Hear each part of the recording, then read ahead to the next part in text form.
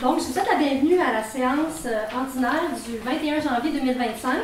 Alors, je vais vous demander de vous lever pour un court moment de réflexion.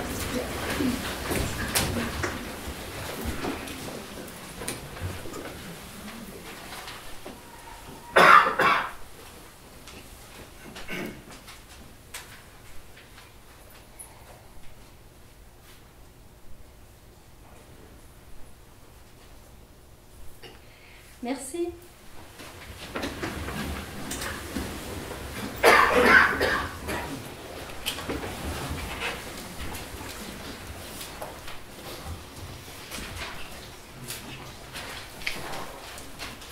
Donc, d'abord, j'aimerais mentionner qu'il y a un point qui est ajouté à l'ordre du jour. Ah, c'est ça, hein? Le point 18.1, modification à la résolution 2024-09-488. Donc, on procédera à l'adoption de l'ordre du jour tantôt avec cet ajout. Bon, voilà. OK, le mot de mairesse maintenant, ben, c'est la toute première séance du conseil d'année 2025. Donc, j'en profite pour vous souhaiter une super année 2025. Je vous souhaite de belles réalisations à la hauteur de vos attentes, bien sûr, et la santé pour pouvoir tous les réaliser. Pour notre organisation municipale, c'est une année qui est chargée, qui s'annonce, avec le budget qu'on a adopté en décembre dernier et le programme des immobilisations qui ont mis la table pour les prochains mois, avec la réalisation de beaux projets ayant comme objectif de toujours améliorer la qualité de vie des Blainvilloises et des Blainvillois. D'ailleurs, en parlant de qualité de vie, Blainville a été reconnu, encore une fois, notamment pour son environnement sain et sécuritaire, pour l'accessibilité à ses milieux naturels et pour l'offre de services exceptionnels qu'on retrouve sur notre territoire. C'est l'entreprise Moving Waldo qui a classé Blainville au 6e rang des endroits où il fait bon vivre au Québec. Alors, cette reconnaissance, on la doit d'abord à tous nos employés qui se surpassent à tous les jours pour offrir des services de qualité à la population. On la doit aussi à nos organismes et à toutes nos associations qui offrent des activités variées répondant à tous les tranches d'âge, à tous les publics. On la doit à nos commerçants et à nos entreprises qui assurent la vitalité économique de notre territoire. Et évidemment, puisque la ville est le reflet des citoyens qui la composent, on doit cette reconnaissance à notre population qui est dynamique, qui est active, qui est ambitieuse pour le futur. La reconnaissance est aussi le reflet de ce qu'on entend sur le terrain. Dans les multiples activités qu'on fait, les gens sont fiers, les gens sont satisfaits de leur ville, de leur milieu de vie. Ils nous communiquent régulièrement et ils veulent qu'on continue à travailler pour eux. Alors, pour tout ça, je vous remercie. Parlons de fierté. La finale des Jeux du Québec, à l'hiver 2026, approche à grands pas et d'ailleurs, le décompte va commencer sous peu dans quelques semaines. Il y a la Maison des Jeux qui a ouvert ses portes au centre récréo-aquatique. Le recrutement d'équipes de coordination d'événements est en marche et le financement continue de très bien aller. Le comité organisateur travaille avec énormément de rigueur pour être prêt à accueillir, comme il se doit, les délégations de chacune des régions du Québec pour faire de cette finale un événement mémorable pour nos jeunes. Je tiens encore une fois à remercier le directeur général, M. François Rioux, et toute son équipe qui accomplissent une tâche colossale d'organiser cette finale des Jeux du Québec. Je remercie également les gens d'affaires et toute la population d'embarquer avec un si grand enthousiasme dans cette belle aventure. D'ailleurs, vous aurez remarqué que les travaux avancent bien à l'Arena et au centre Guy Frigon. Après la finale des Jeux du Québec, tous ces projets d'optimisation de ces infrastructures deviendront un legs important pour notre jeunesse sportive et pour toute notre communauté. En bout de ligne, c'est notre population qui va bénéficier de ces infrastructures qui seront adaptées aux besoins actuels et aux besoins futurs. Dans un autre ordre d'idée, depuis l'été, la Ville, et plus particulièrement notre service de police, ont agi avec grande vigilance concernant une recrudescence des vols à domicile dans les secteurs sud de la Ville. Au cours des derniers mois, le service de police a mis en place un plan d'action opérationnel impliquant plusieurs ressources sur le terrain afin de rassurer la population et pour recueillir aussi de l'information auprès des citoyens dans une tournée de porte-à-porte. Le service a également augmenté sa surveillance dans les secteurs résidentiels concernés et a multiplié les efforts par différents moyens d'enquête. Il y a également des publications qui ont été faites sur la page Facebook du service de police afin d'informer les citoyens demander leur aide et aussi pour donner des conseils préventifs. Notre service travaille en collaboration avec les autres services de la région et aussi au niveau provincial afin de partager certains éléments d'enquête qui pourraient aider à faire avancer les dossiers. À date, toutes ces opérations ont donné d'excellents résultats puisqu'en décembre et en janvier, les introductions par infraction ont été pratiquement inexistantes dans les secteurs concernés. Alors, c'est une excellente nouvelle. Pour ce qui s'en vient au cours des prochaines semaines, ce jeudi, on aura le plaisir de participer au souper annuel des présidentes et des présidents de nos associations. C'est une tradition à Blainville de reconnaître le travail de nos dirigeantes et de nos dirigeants du monde associatif. Ces personnes-là contribuent chaque jour à notre qualité de vie à Blainville et c'est une belle soirée où on a l'occasion de discuter avec ces leaders de notre communauté. Parmi les autres événements qui marqueront les prochains mois, j'aimerais souligner les célébrations du 10e anniversaire de notre magnifique bibliothèque Paul Mercier. Et dans une première étape de ces célébrations, il y a un concours littéraire qui est lancé qui s'adresse aux écrivains de 16 ans et plus. Pour avoir plus de détails sur ce concours, je vous invite à consulter le site web de la Ville. Enfin, il y a le 15 février prochain, le rendez-vous sous zéro est de retour au Parc Équestre avec des activités hivernales pour toute la famille et avec un spectacle en hommage aux cowboys fringants en soirée. Alors, je vous invite à enfiler vos tucs et vos bottes et à venir célébrer avec nous. D'ailleurs, c'est l'espace hivernal. L'espace hivernal, je vous invite à aller, dans l'espace hivernal, juste ici au Parc Équestre, pour profiter des différentes infrastructures, là, que ce soit les patinoires, la butte à glisser, les différents sentiers au niveau du Parc Équestre en eau boisée. C'est un beau milieu de vie qu'on vous a préparé là, au courant de tout l'hiver.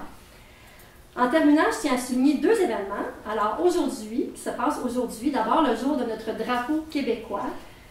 Le Québec a un drapeau officiel depuis le 21 janvier 1948. C'est l'ancien premier ministre Maurice Duplessis, après plusieurs années de demande de la société civile et diverses organisations patriotiques, qui a adopté un décret pour faire du fleur-de-lysée notre étendard officiel. Alors, comme vous le savez, toutes les municipalités du Québec et les institutions publiques ont le devoir et l'obligation légale de le faire flotter devant leurs édifices. C'est aussi aujourd'hui la Journée internationale des câlins, qui est célébrée chaque 21 janvier depuis 1986. Alors, la raison de cette journée est qu'entre les fêtes et la Saint-Valentin, il semblerait que plusieurs personnes ont tendance à s'isoler et à déprimer. Alors, il est prouvé que les câlins sont bénéfiques pour le bien-être, la santé et apaisent le stress. Alors, c'est un révérend américain qui aurait eu cette idée de dédier une journée aux câlins pour ces raisons. Donc, l'objectif de la journée des câlins consiste à offrir, sans rien demander en retour, un câlin à des amis, des proches ou des collègues. Alors, pour votre information, je suis disponible à la fin de la séance du conseil pour recevoir des câlins. Alors, sur ces mots, je vous remercie et vous souhaite une très belle séance. Assez juste.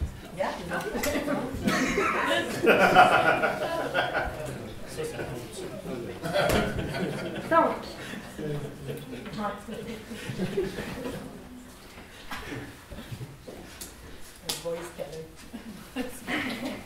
on va passer maintenant à la période de questions de la part du public. Maître Saint-Amand, est-ce que vous pourriez nous décrire les modalités de la période de questions, s'il vous plaît? Tout à fait. Je vais vous lire donc le résumé des règles qui découlent du règlement de régie interne concernant la période de questions. Alors, les séances ordinaires du Conseil comprennent une période de questions au cours de laquelle tout sujet de nature publique concernant les affaires de la municipalité peut être abordé.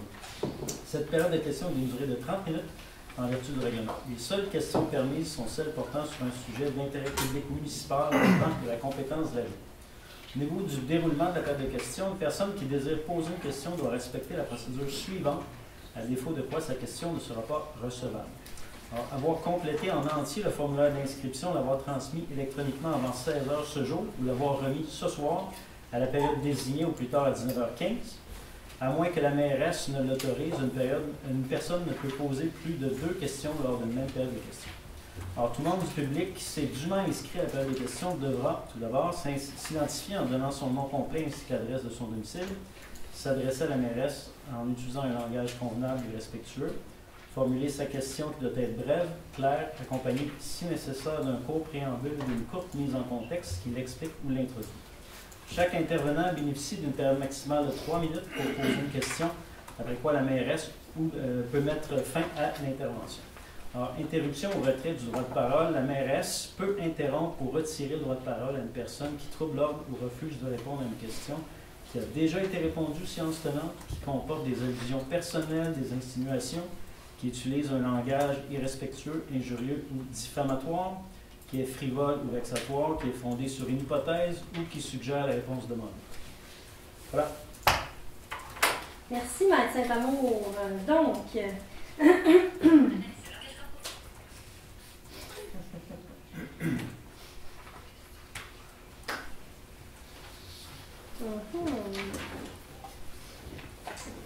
écoutez, on va commencer avec... ils se sont ajoutés, hein? Oui, c'est ça, je vois du monde.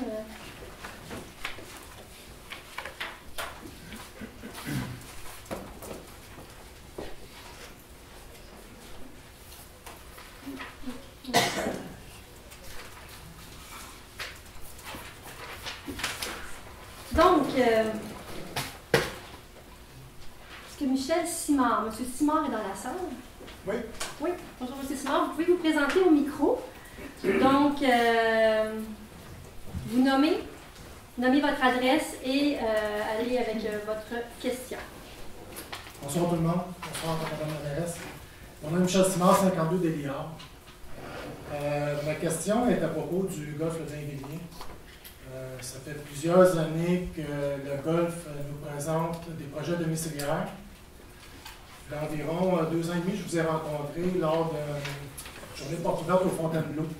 Je vous avais parlé parce que le dernier projet domiciliaire, c'était le boulevard qui passait dans le bois là, avec les 9 trous qui avaient été vendus. Vous m'aviez dit que ce projet-là n'existerait pas, mais qu'il fallait assurer la pérennité du golf. Ça a été votre réponse à ce moment-là. On est vu au mois de décembre, le club est revenu encore avec un autre projet. Personnellement, j'ai reçu la lettre à 1h15 durant la journée. J'avais jusqu'à 3h pour m'inscrire. J'ai trouvé ça un petit peu plate. Ça a été encore rejeté, puis je voulais savoir votre point de vue concernant ça. OK, donc, mais est-ce que vous étiez à... mais d'abord, merci, M. Simard, d'être ici ce soir avec nous. Est-ce que vous étiez à la consultation, finalement? Oui. OK, vous êtes allé. Bon, merci pour votre participation. J'ai reçu la lettre parce que j'étais dehors avec mes chiens, sinon je ne l'avais jamais eu. Bon, OK, parfait. La grève de la poste a complexifié effectivement la distribution de l'envoi postal. C'est pour ça qu'on a dû envoyer des employés municipaux là, pour la distribuer. Merci de votre compréhension. Ceci étant dit, d'abord, ce que je veux juste dire, c'est que quand on s'est parlé au golf la dernière fois, là, on a fait plusieurs analyses techniques là, de nos services là, pour le projet qui avait été présenté, puis c'est vraiment une décision de la municipalité de ne pas aller de l'avant avec ce projet-là. Là. Il y avait certaines complexités au niveau technique qui faisaient en sorte qu'on a préféré ne pas aller de l'avant. Maintenant, effectivement, là, comme vous l'avez vu dans la lettre, parce que vous avez certainement reçu la lettre aussi à la suite de la consultation, là, on a envoyé une lettre à tous les citoyens qui étaient présents pour les aviser de la suite des choses. Effectivement, le club de golf nous a demandé une rencontre pour discuter de leur situation financière et les enjeux de pérennité qu'ils rencontrent. Donc, il évaluait différentes options, dont l'option qui a été discutée lors de cette consultation-là. Et notre objectif, nous, c'est vraiment justement en amont de faire une consultation citoyenne pour aller chercher le pouls de la population. Le rapport qui a été évoqué, là, qui a été préparé, fait en sorte que pour le moment, là, notre compréhension, c'est que les citoyens, en majorité, ont manifesté un désaccord sur un projet éventuel au pourtour du trou numéro 5. Donc, pour ces raisons-là, pour le moment, on est face à un statu quo. Là. OK, pour le moment, ça veut dire que dans 1 an, dans 2 ans, il n'y a rien qui peut assurer là, à une année peut-être de protéger le club de golf. Ou, je voudrais avoir votre position là-dessus. On va-tu revenir à tous les 2 ans, à la dernière minute, que ce soit les citoyens? Parce que quand on était au mois de décembre, ils étaient vraiment préparés de l'autre côté. Il fallait vraiment choisir les poignées de porte dans les maisons. Là. Oh, mais là, non. Ah non, mais c'était ça. Non, mais je veux juste vous dire, j'ai quand même été tenue au courant de la préparation de cette consultation-là, on partait vraiment avec une page blanche, puis on n'était pas en train de choisir un premier de porte. Non, je le sais, mais on essayait de circonscrire un peu pour voir s'il y avait, mais tu sais, je veux dire, on était vraiment dans une optique d'une page blanche, là. J'espère que Monsieur Simard, j'espère que vous ne mettez pas en question l'objectif qu'on a décidé de faire en amont de cette consultation citoyenne. Non, c'est juste qu'on est arrivé là-bas, premièrement, peut-être que c'est à cause de Post Canada, mais on était vraiment avisés à la dernière minute. On arrive là-bas, je pense que la prémisse des choses a été de savoir si on voulait le projet ou non. Mais là, de nous présenter quel genre de grosseur de maison qu'on veut, j'ai trouvé ça un petit peu ordinaire. Parce que déjà, ça serait bon de savoir si on veut le projet avant d'aller dans toutes ces affaires-là, parce qu'on perd notre temps. Là. Si on dit les citoyens, on n'en veut pas du projet, ben, je ne vois pas pourquoi que dans l'étape 3 de notre rencontre, cette journée-là, on choisit des maisons. Je trouvais que c'était un gros non-sens. Oui, parfait. On vous allez autour de la table. Certains citoyens ont quand même manifesté une certaine ouverture à ce qu'il y ait un projet qui se réalise, mais vraiment, ils ont manifesté le fait que ce soit un projet homogène au cadre bâti actuel du secteur. Fait que, tu sais, je veux dire, on ne pouvait pas arriver, on voulait juste arriver avec une certaine ouverture puis de progresser dans l'ouverture tous ensemble. On arrive à cette finalité-là. Je relis les conclusions de ce rapport révèlent qu'en majorité, les citoyens ont manifesté un désaccord pour un projet immobilier qui sera déposé par le club de golf. Par conséquent, le conseil municipal a décidé de ne pas poursuivre les démarches de modification réglementaire. Donc, je pense que notre conclusion est assez claire. Maintenant, le golf, tu sais, le golf est soucieux de leur avenir. Puis, est-ce qu'il y a certains citoyens qui nous manifestent le fait que le secteur résidentiel s'est bâti autour d'un golf, autour de la réputation du golf aussi? Donc, pour le moment, nous autres, notre position est claire. Puis, je veux dire, on n'a pas l'intention de changer d'idée. Donc, pour le moment. Mais non, mais... Ben, c'est votre réponse. Oui. OK, je vous remercie.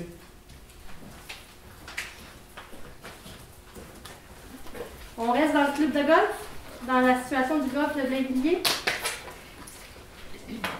On reste avec les Michel également. Donc, M. Mongeau. Ah!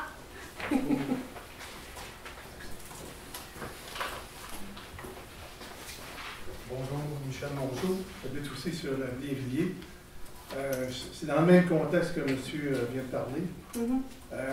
Justement, pour se permettre d'avoir quelque chose de plus précis, est-ce que le conseil municipal accepterait d'adopter un RCI, un règlement de contrôle intérimaire, pour une durée de 5 ans ou 10 ans, ou à pérennité, pour nous donner du temps là, à vous au conseil, puis à nous les citoyens, de voir si on conserve l'environnement tel quel, ou si on fait un petit développement quelconque. Là. En ayant un RCI, ça me donne du temps, puis personne ne peut arriver avec un projet. Non.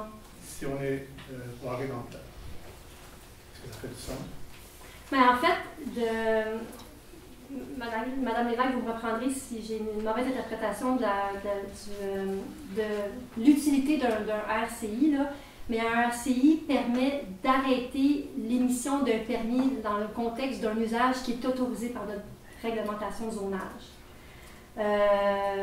Pour justement prendre le pas de recul pour faire une réflexion. Donc, on gèle tout processus en cours, on prend un temps de recul, puis après ça, on pourra agir. Dans ce cas-ci, le zonage ne permet déjà pas quoi que ce soit au niveau résidentiel, c'est zoné conservation golf, donc, uniquement. Donc, ce n'est pas nécessairement l'outil qui serait habilité à arriver aux fins qu'on souhaite. De toute façon, peu importe, dans l'éventualité où vous dites qu'on prend le temps de recul, puis que, tu sais, on souhaite réfléchir, parce que il y a des gens qui nous manifestent le fait qu'ils sont préoccupés par la pérennité du golf, qu'on fait prendre le temps de recul pour réfléchir ensemble à ce qui pourrait être fait pour les soutenir là-dedans. De toute façon, si on prend une décision, il faudra entamer un changement de zonage, puis dans un changement de zonage, la population par défaut, est impliqué. Donc, c'est sûr que tout cela se fera en étroite collaboration là, entre votre citoyen corporatif qui est votre voisin, la municipalité et les citoyens. Okay, parce que je comprends pour avoir parlé aux dirigeants du golf, parce qu'eux, ils nous ont sollicité en septembre pour acheter une partie du terrain. Ouais. Du golf, il y a à peu près 3000 pieds carrés. Mhm. C'était une bonne idée pour renflouer les coffres, finalement. Puis, le dirigeant nous a dit qu'eux, ils veulent vraiment pas vendre les 18 trous, ils veulent les garder, mais c'est sûr, ils ont besoin d'argent.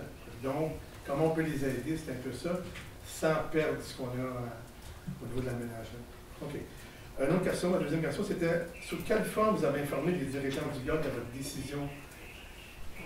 Dans un procès verbal? On a réalisé une rencontre avec eux, là. Ils ont fait partie de.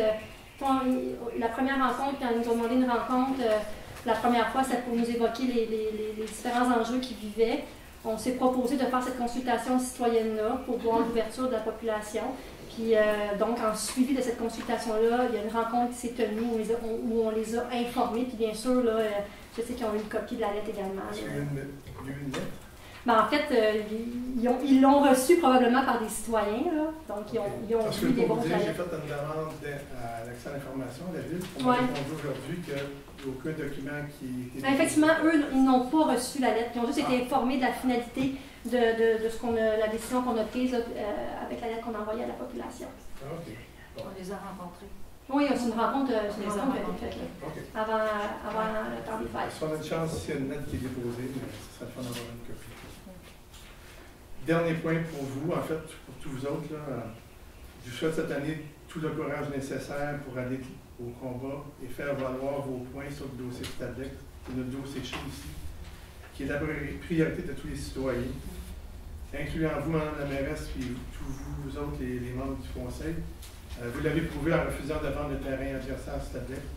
On vous remercie, puis on est tous là pour vous appuyer. Vous avez besoin de nous, là, on est là pour travailler avec vous. Merci, M. Longeau. Merci.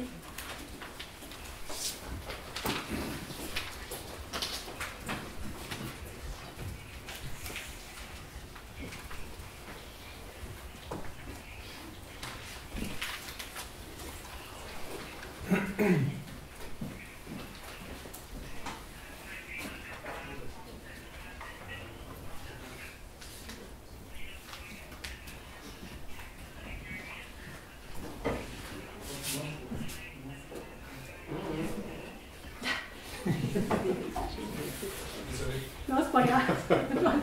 C'est monsieur qui... Peut-être pas intéressé à cette conversation. Monsieur Gravel, est-ce qu'il est dans la salle? Non. Non, hein, je ne le vois pas non plus. Avec ou sans lunettes, je ne le vois pas. Donc, on va passer à la prochaine question. Dans l'éventualité où il se pointerait à la séance, j'irai avec sa question. Monsieur Tasbaz. Donc, je vous invite à venir au micro. Comme les autres citoyens avant vous, vous nommez et nommez votre adresse également. Bonjour, Madame la mairesse.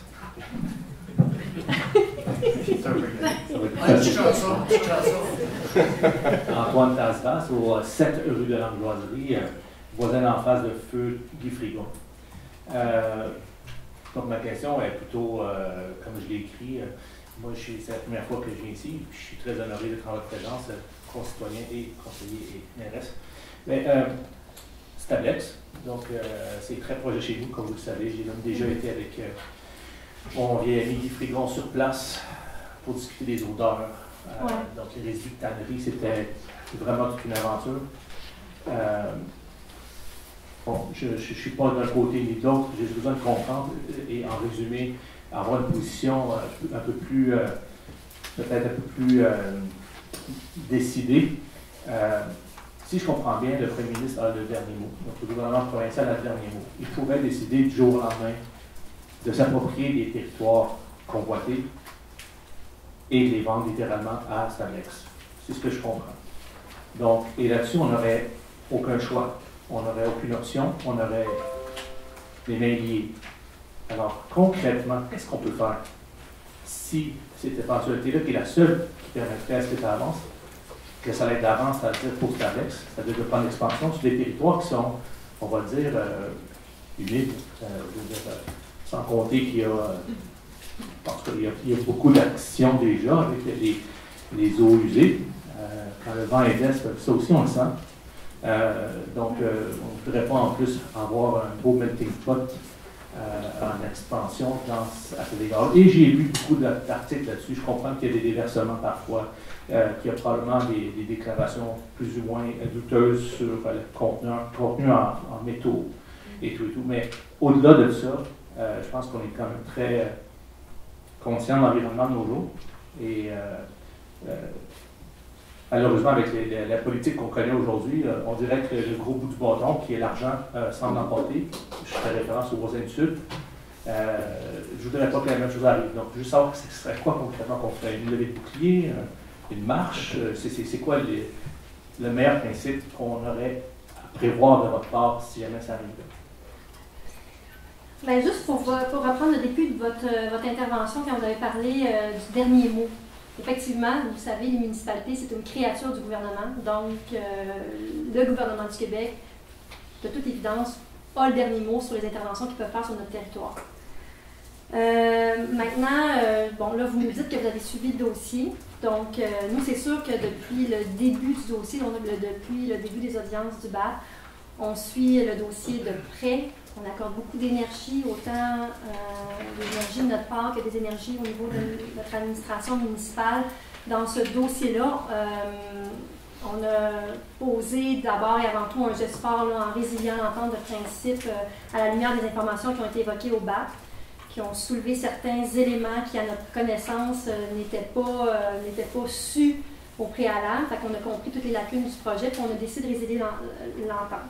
Maintenant, depuis ce temps-là, je dirais qu'on travaille beaucoup avec notre pouvoir d'influence pour convaincre le gouvernement du Québec que l'option de poursuivre les activités de l'entreprise sur le terrain qui appartient à la ville de Blainville, qui se trouve en plein cœur des tourbières de la municipalité, n'est pas une option qui est souhaitable. On a rencontré le premier ministre. On a rencontré le ministre de l'Environnement. On a toujours le même discours. On a bien sûr rencontré tous les gens de leur cabinet avec nos services administratifs aussi, là, à différents niveaux, au niveau technique. On a fait, à la première lettre, où on a brandi le drapeau de l'expropriation. On s'est assuré de voir quel était le recours de la municipalité par un avis juridique. C'est là qu'on a su qu'on avait peu de levier juridique là, dans les éventualités où il y avait une expropriation, d'où l'importance de travailler puis au niveau de notre pouvoir d'influence auprès du gouvernement. C'est pour ça, entre autres, qu'on a fait une étude avec des experts là, pour une étude comparative entre les deux sites, parce qu'ils évoquent souvent l'aspect environnemental pour justifier le fait qu'ils devraient poursuivre les activités d'entreprise sur le terrain qui appartient à la ville. Donc, on veut démontrer qu'au niveau environnemental, les impacts sont beaucoup plus grands si on réalise ça en plein cœur de nos tourbières.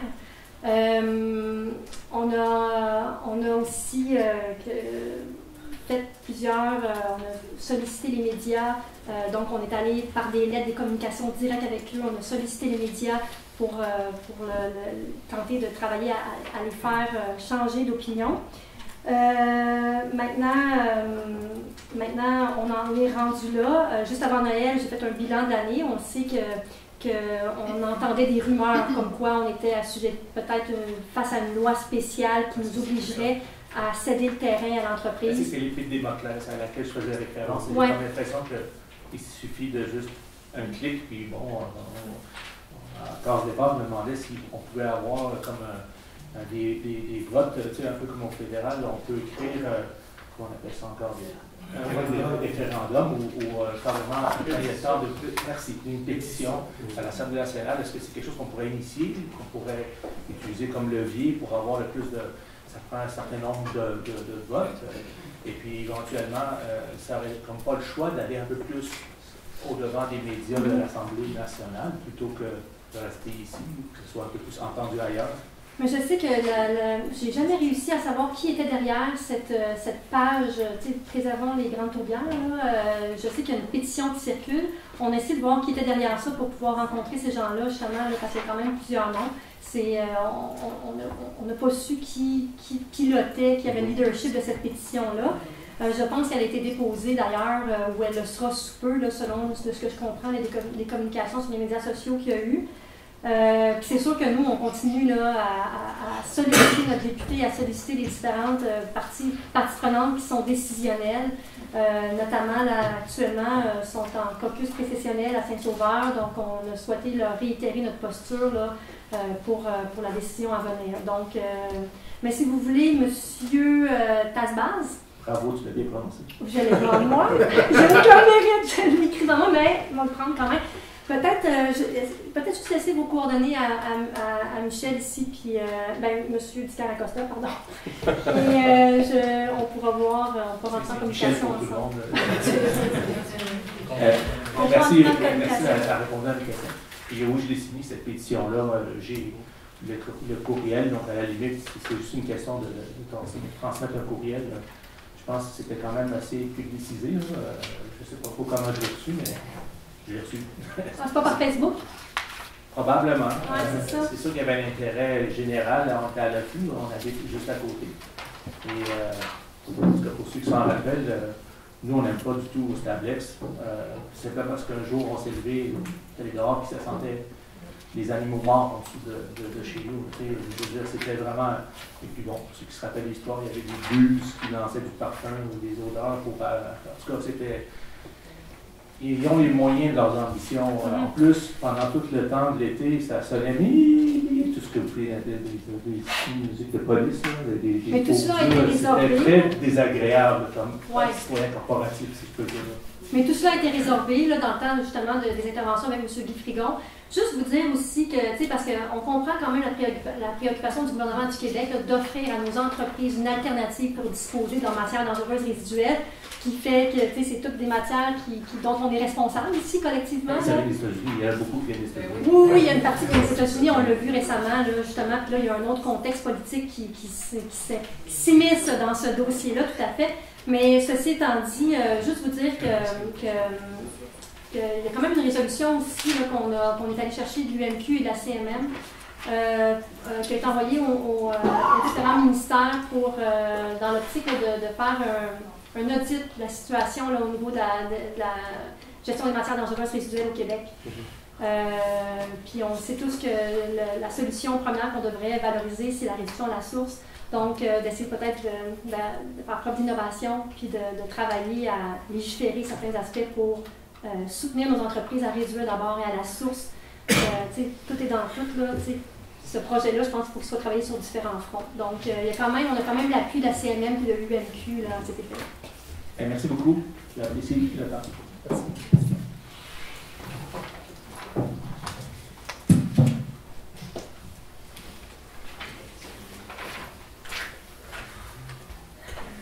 Donc, M. Alain Brousseau. Même chose, hein? Vous avez vos micros, vous vous renommez et vous nous donnez votre adresse. Bonsoir tout le monde, Alain Brousseau, 1230 boulevard Saint-Laurent, à Blainville. Donc, première question, Mme La princesse. La mairesse. Non, mais j'ai comme... Si vous prenez des câlins, tout est possible. Est-ce que vous voulez un câlin?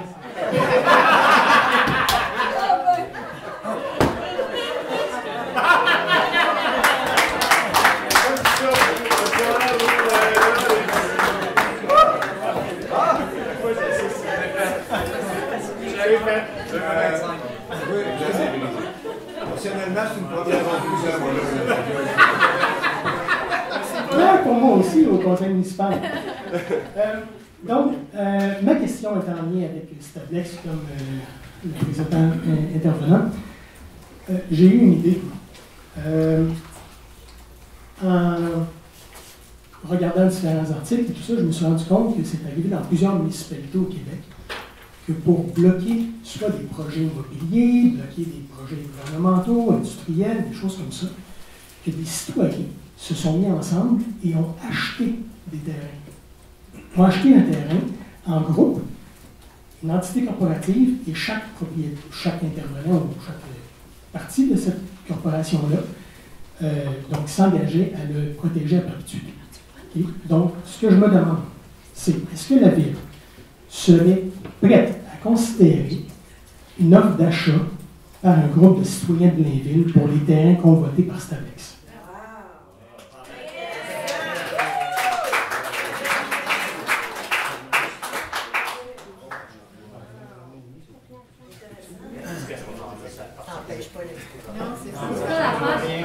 j'ai réfléchi, mais tu sais, j'écoute des propositions comme ça, out of the box, c'est toujours très intéressant. Puis j'apprécie l'intérêt que vous avez pour ce dossier-là. Ceci étant dit, c'est un terrain qui appartient à la ville actuellement, donc le gouvernement n'est pas propriétaire du terrain. Dans l'éventualité où on vous vend le terrain, les mesures d'expropriation sont quand même les mêmes là, au niveau. Est-ce que ce serait possible que les services juridiques de la ville vérifient si c'est possible d'exproprier un terrain à des propriétaires privés, citoyens, okay, dans un objectif pour une entreprise privée? Je sais que c'est possible d'exproprier un terrain pour, par exemple, réaliser un projet gouvernemental ou des choses comme ça, mais quand c'est un dessin pour une entreprise privée, je me demande si c'est possible de faire ça. Oui, je vous le confirme. Le gouvernement aurait le même pouvoir, même si c'était des citoyens qui avaient. Ce que vous évoquez, c'est possiblement pour freiner des développements par des développeurs, des choses comme ça, mais là, on parle du gouvernement du Québec. Il y a un pouvoir d'expropriation sur toute entité. Des individus, des corporations, des municipalités. Il est souverain sur le territoire quant à son pouvoir d'expropriation. Donc, ça ne changerait rien. C'est intéressant là, que vous gardiez d'autres alternatives, mais ça ne changerait pas la capacité du gouvernement à exproprier les citoyens. D'accord. Dans un objectif politique, toujours, que le gouvernement agisse auprès de la municipalité, auprès de la ville, à cause des lois sur les villes, etc., tout ça, bon, ça se fait un peu en coulisses, puis, etc., puis c'est comme le gouvernement du Québec, l'entité provinciale versus l'entité municipale. Mais là, si l'entité provinciale, le gouvernement du Québec, venait exproprier un terrain qui appartient à des citoyens, dans le but de Stadlex, plusieurs citoyens, donc d'entité quelconque, je pense que ça aurait l'air différent d'un journal versus le faire auprès de la ville, à mon avis. Et avec les élections qui s'en viennent, pas au fédéral, mais au provincial, pardon, je pense que ça pourrait peut-être avoir un certain poids. À mon avis. Donc, je reviens à ma question. Est-ce que la municipalité ou l'administration présente serait prête à considérer une offre d'achat faite par le groupement de citoyens pour acheter les terrains convoités par Stadlex? Laissez-nous, Monsieur Rousseau. Rousseau. Laissez-nous vos coordonnées, on va penser à ça. On va penser à ça, puis je communiquerai avec vous. Parfait. Merci. Merci pour le câlin. Vous devriez avoir une deuxième question. Monsieur Laflamme, s'il vous plaît. Monsieur Laflamme, j'aimerais garder quand même l'ordre dans la séance, étant donné Oui, que je vais lui suggérer à l'oreille une deuxième question. Monsieur Laflamme, mais de toute façon, Monsieur Laflamme. Mais de toute façon, c'est parce que c'est 3 minutes, puis là, on est rendu à 5 minutes. Là. Tout à fait. Mais je communique avec vous. Qui ont été répondues plutôt avec le monsieur ici. OK, parfait. Mais de toute façon, je vais donner vos coordonnées à M. Di Caracosta juste ici, je vais communiquer avec vous. Parfait. Merci. Merci à vous. Donc, OK. On est rendu à Alexandre Richard.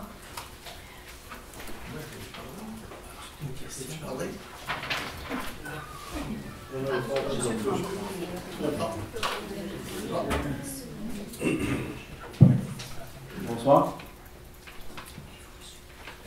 Ma première question, c'est juste un suivi par rapport. Ben oui, je me rappelle de vous. C'est ça, en fait, je crois que je suis venu ici. Mon nom, c'est Alexandre Richard. Puis, en fait, vous donnez votre adresse, M. Richard? Mon adresse est confidentielle, je suis désolé. Non, mais je pense que je me rappelle très bien, vous avez dit que vous êtes un citoyen du monde. Oui, effectivement. Ouais, c'est ça. Non, mais parce que je lis ici, c'est écrit Canyen-Kéa. Oui, c'est ça. C'est le territoire, en fait, qu'on est ici. Donc, je comprends que vous n'êtes pas de Blainville. Non. Parfait. Ça, mais je me rappelle très bien que vous étiez venu faire une intervention sur le passif environnemental. Exact. Je ne me rappelle plus de la réponse, mais considérant que vous ne voulez pas laisser votre adresse de domicile sur votre formulaire, peut-être que vous pourriez laisser votre courriel ici, puis je vous pondrai une réponse à votre question là, qui fait du sens. Je me rappelle très bien là, de votre intervention lors des audiences du bar. Pour cette première question, c'est juste un suivi par rapport à ça. En gros, pour résumer, je vais juste pour le bien de tous. Ma question, c'est par rapport au passif environnemental qui est présent sur le site d'Orica, présentement. On vient d'entendre un citoyen qui propose peut-être un achat collectif. Donc, ce serait bien de savoir c'est quoi le passif environnemental qui est présent sur ce site-là.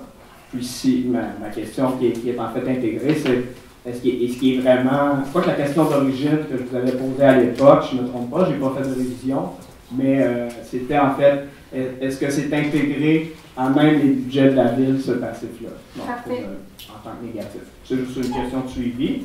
Si possible aussi de le déposer publiquement, la réponse, là, ça va être correct. Donc, j'en dirai à la prochaine séance du conseil. Excellent. Merci. Puis pour ma deuxième question, je vais tenter d'être court. Peut-être que ça a déjà été parlé, je suis désolé, là. J'ai dû m'absenter du début de la séance. 30 minutes. Parfait. Ça va être très très court, si vous permettez. Juste un instant.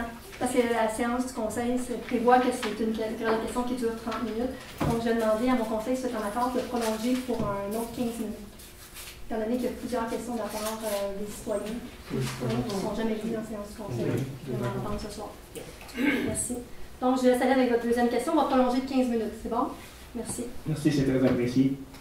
Donc, en gros, c'est par rapport à l'usage actuel du site d'Orica. Il y a une question par rapport. Il y a eu un rapport qui a été déposé, là, que je crois que c'est vous qui l'avez commandé. C'est un rapport, en fait, qui a été déposé qui stipule qu'il y a certains usages, que des activités éducatives, scientifiques et touristiques peuvent être compatibles avec le maintien des caractéristiques écologiques et services écosystémiques du site. Je ne me rappelle plus du nom de la firme, mais c'est vous qui l'avez commandé. Donc, en gros, il y a un usage qui est actuel. Et ma question, c'est est-ce que vous prévoyez changer cet usage-là, qui est actuellement un usage industriel, vers un changement d'usage, de zonage, entre autres, pour faire d'autres mesures de conservation efficaces? En fait, M. Richard, c'est assez simple. Là. Le terrain qui nous appartient est actuellement avec un bail, avec une entreprise qui l'exploite. Donc, dans l'éventualité où toute cette histoire se terminera, on a l'intention, on a d'autres ambitions plus environnementales pour ce terrain-là, effectivement, là, dont notamment un changement de zonage là, qui ne soit plus considéré comme industriel. Tout à fait. Alors voilà, ça fait 3 minutes. Merci à vous. Je vous remercie. Bon retour où vous serez sur cette planète. Je retourne à Montréal pour ce soir. Ah, pause. Ben non, je dis rien. OK, c'est bon. C'est assez facile en ce moment. OK, on continue avec Mme Lamelin.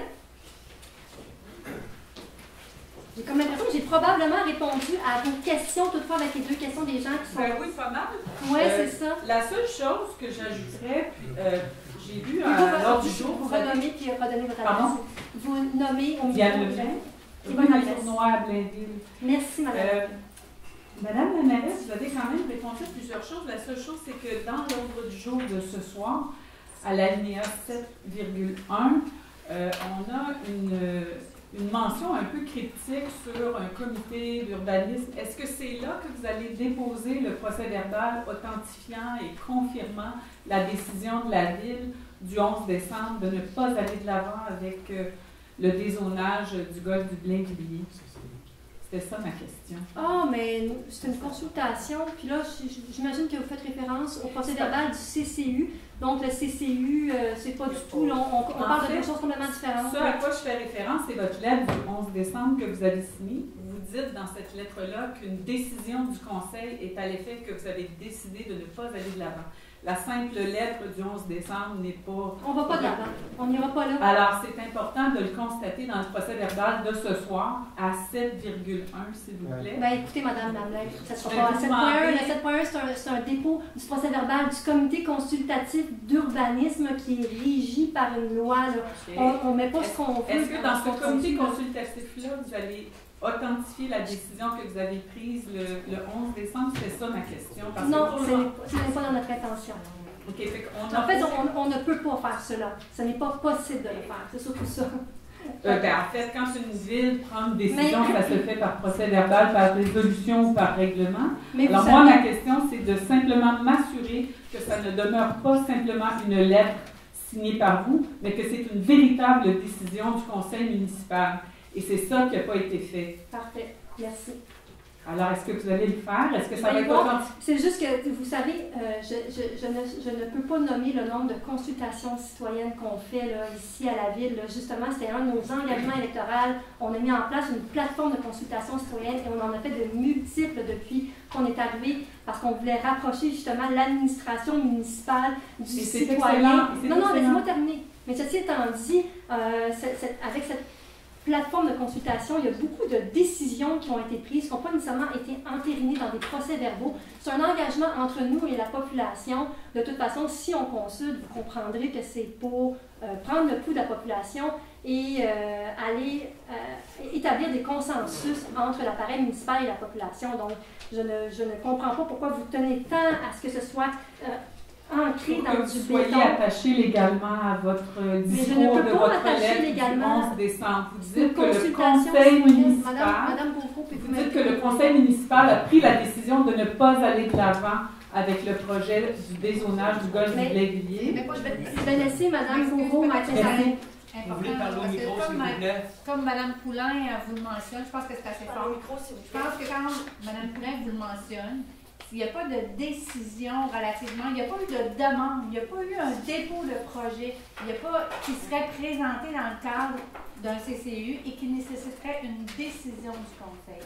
Donc, c'est une des raisons pour lesquelles, effectivement, en consultation, on est comme en avant-projet, avant qu'il y ait une décision qui soit prise. C'est pour ça que dans le cadre d'un CCU, vous ne verrez pas des décisions suite à une consultation, parce que la consultation arrive bien avant qu'il y ait un projet qui soit mis en place. C'est ça, ce que vous Donc, dites, la décision, c'est quand il y a un projet qui est mis en place, comme là, on n'en avait pas de projet, on est allé juste valider auprès des citoyens à savoir si, est-ce que vous seriez intéressé à ce qu'il y ait un projet, parce qu'il n'y en avait pas de projet. À ce moment-là, suite à la consultation, la décision a été de dire, ben, non, on n'est pas intéressé, nous, à ce qu'il y ait un projet qui soit déposé. Alors, ce que le conseil a fait, c'est constater, a pris une décision en fonction pas de recommandations, mais du pouls des citoyens qui étaient présents. Et on dit, ben, on n'ira pas de l'avant. Mais c'est normal qu'il n'y ait pas de. Ça ne sera pas par résolution du conseil. Il n'y en a pas de projet. Okay. S'il y avait eu un projet. Je comprends bien votre point.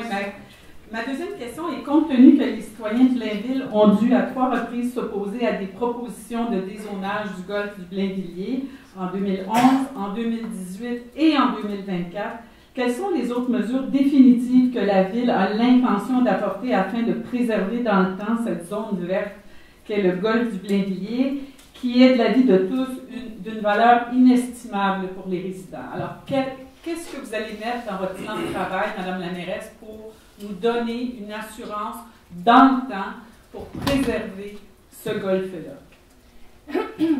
Je ne peux pas me prononcer sur la préservation des activités du golfe. C'est une entreprise privée qui opère son organisation. La préservation de la zone verte 450. C'est zoné 450 actuellement. À partir du moment où le golfe cessait ses activités, bien là, c'est sûr qu'on va retourner en consultation avec la population pour on va voir qu'est-ce qu'on va faire avec la poursuite des activités. Là, puis fort probablement que ce ne sera pas nous qui allons ici dans cette salle, ce sera une autre génération. Puis à ce moment-là, il y auront les conversations nécessaires là, pour savoir quelle soit la suite à donner à ce terrain-là. Je ne peux pas me prononcer aujourd'hui pour les générations futures. Assurément, je veux juste m'assurer que vous compreniez bien que le projet dont vous parlez, que vous dites que la population n'en a pas voulu, n'a même pas été présenté. Non, juste un instant, madame. On est dans la joie, là. Non, ben, je suis dans la joie, moi aussi. Il va calme.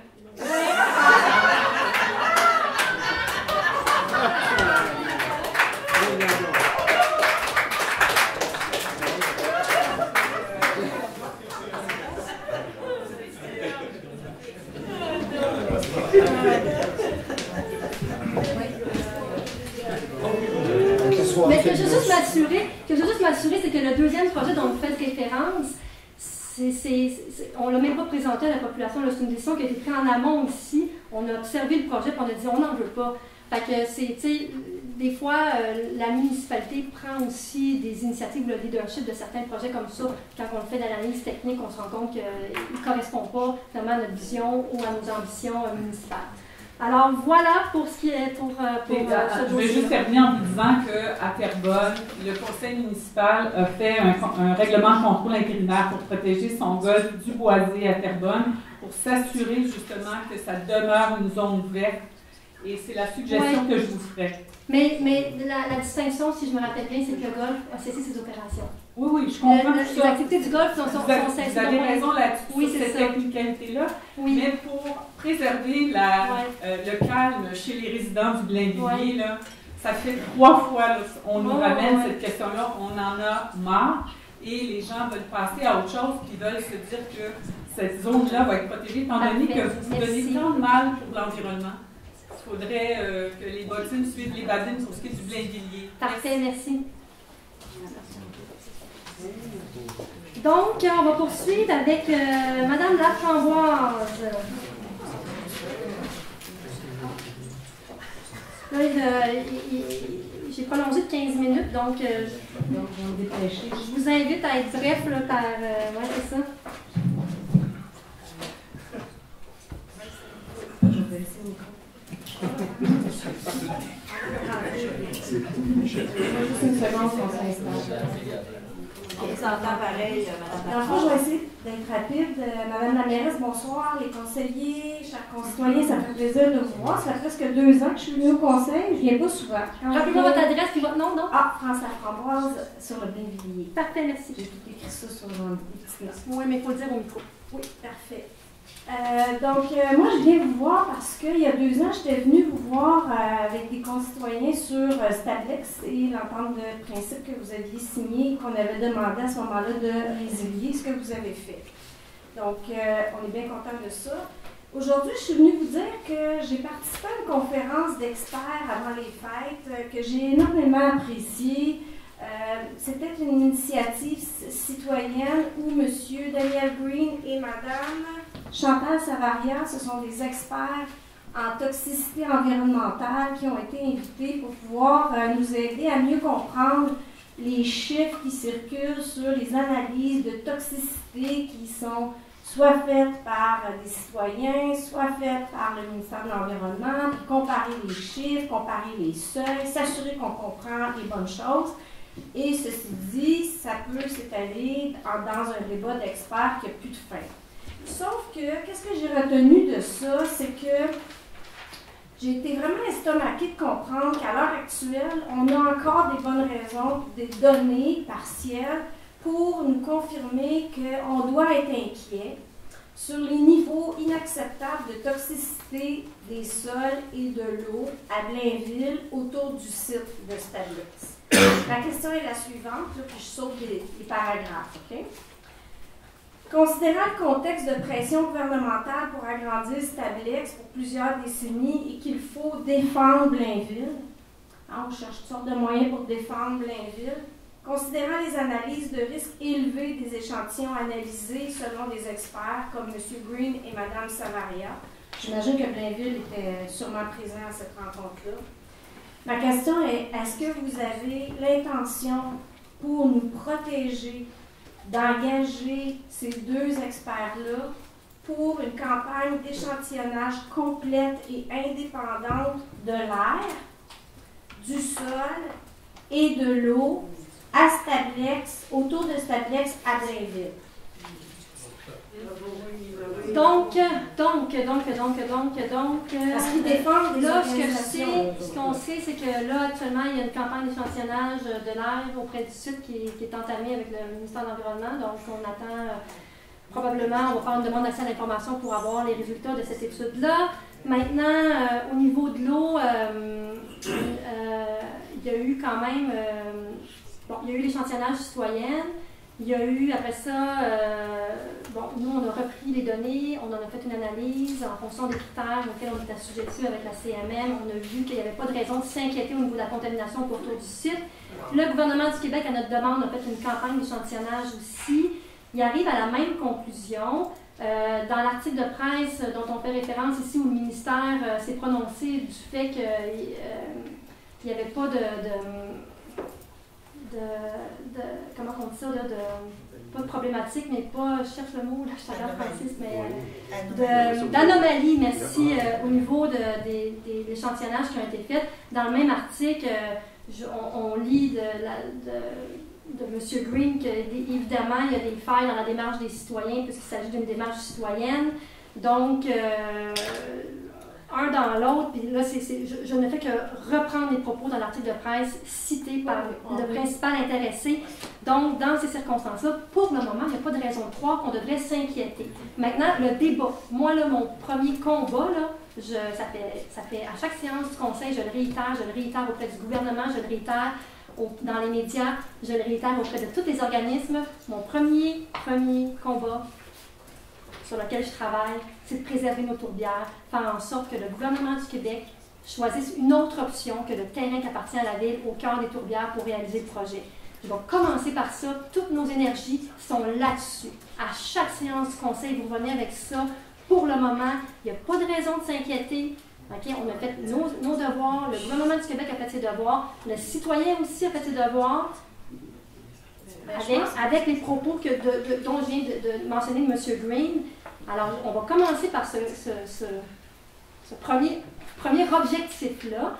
Et après ça, si vous relisez notre mémoire, dans notre mémoire, on mentionne certains éléments, dont le fait qu'on souhaite que le gouvernement du Québec, le ministère de l'Environnement, resserre la surveillance des activités de l'entreprise. Après ça, là, un coup qu'on aura fait cette première victoire-là ensemble, là, on pourra demander à ce que la surveillance des activités d'entreprise soit resserrée de la part du ministère de l'Environnement. C'est un petit peu ce que j'aurais envie de vous dire ce soir. Fait que vous pouvez revenir à la prochaine séance, mais ça va être encore ça. Tant et aussi longtemps que je n'aurai pas atteint mon premier objectif.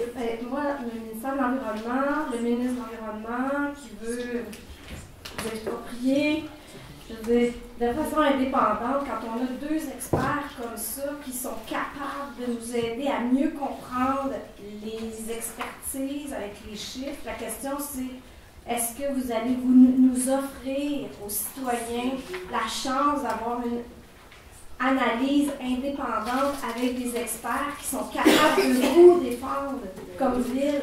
Madame, comment j'ai compris? Chasse au ministère de l'Environnement. Oui, tout à fait, je comprends très bien. Le ministère de l'Environnement. Non, mais ils ont quand même une responsabilité, le ministère de l'Environnement. Il n'y a personne qui se lève le matin et dit comment... Non, mais quand même. Personne qui se lève le matin et dit comment est-ce qu'on pourrait contaminer la ville de Blainville. La deuxième question... Madame Laframboise, je suis désolée, votre temps est écoulé. J'ai répondu quand même essentiellement à votre question par rapport à... Merci, là, oui, je dirais profiter donc de cette expertise-là. Oui, absolument. Vous avez des moyens financiers. Au moment opportun, on choisira des experts avec qui on voudra travailler. Merci.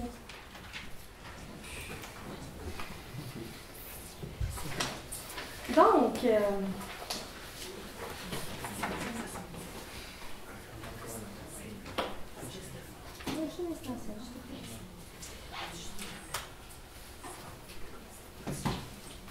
Prolongation est expirée, madame. Merci, monsieur Maître Saint-Amour.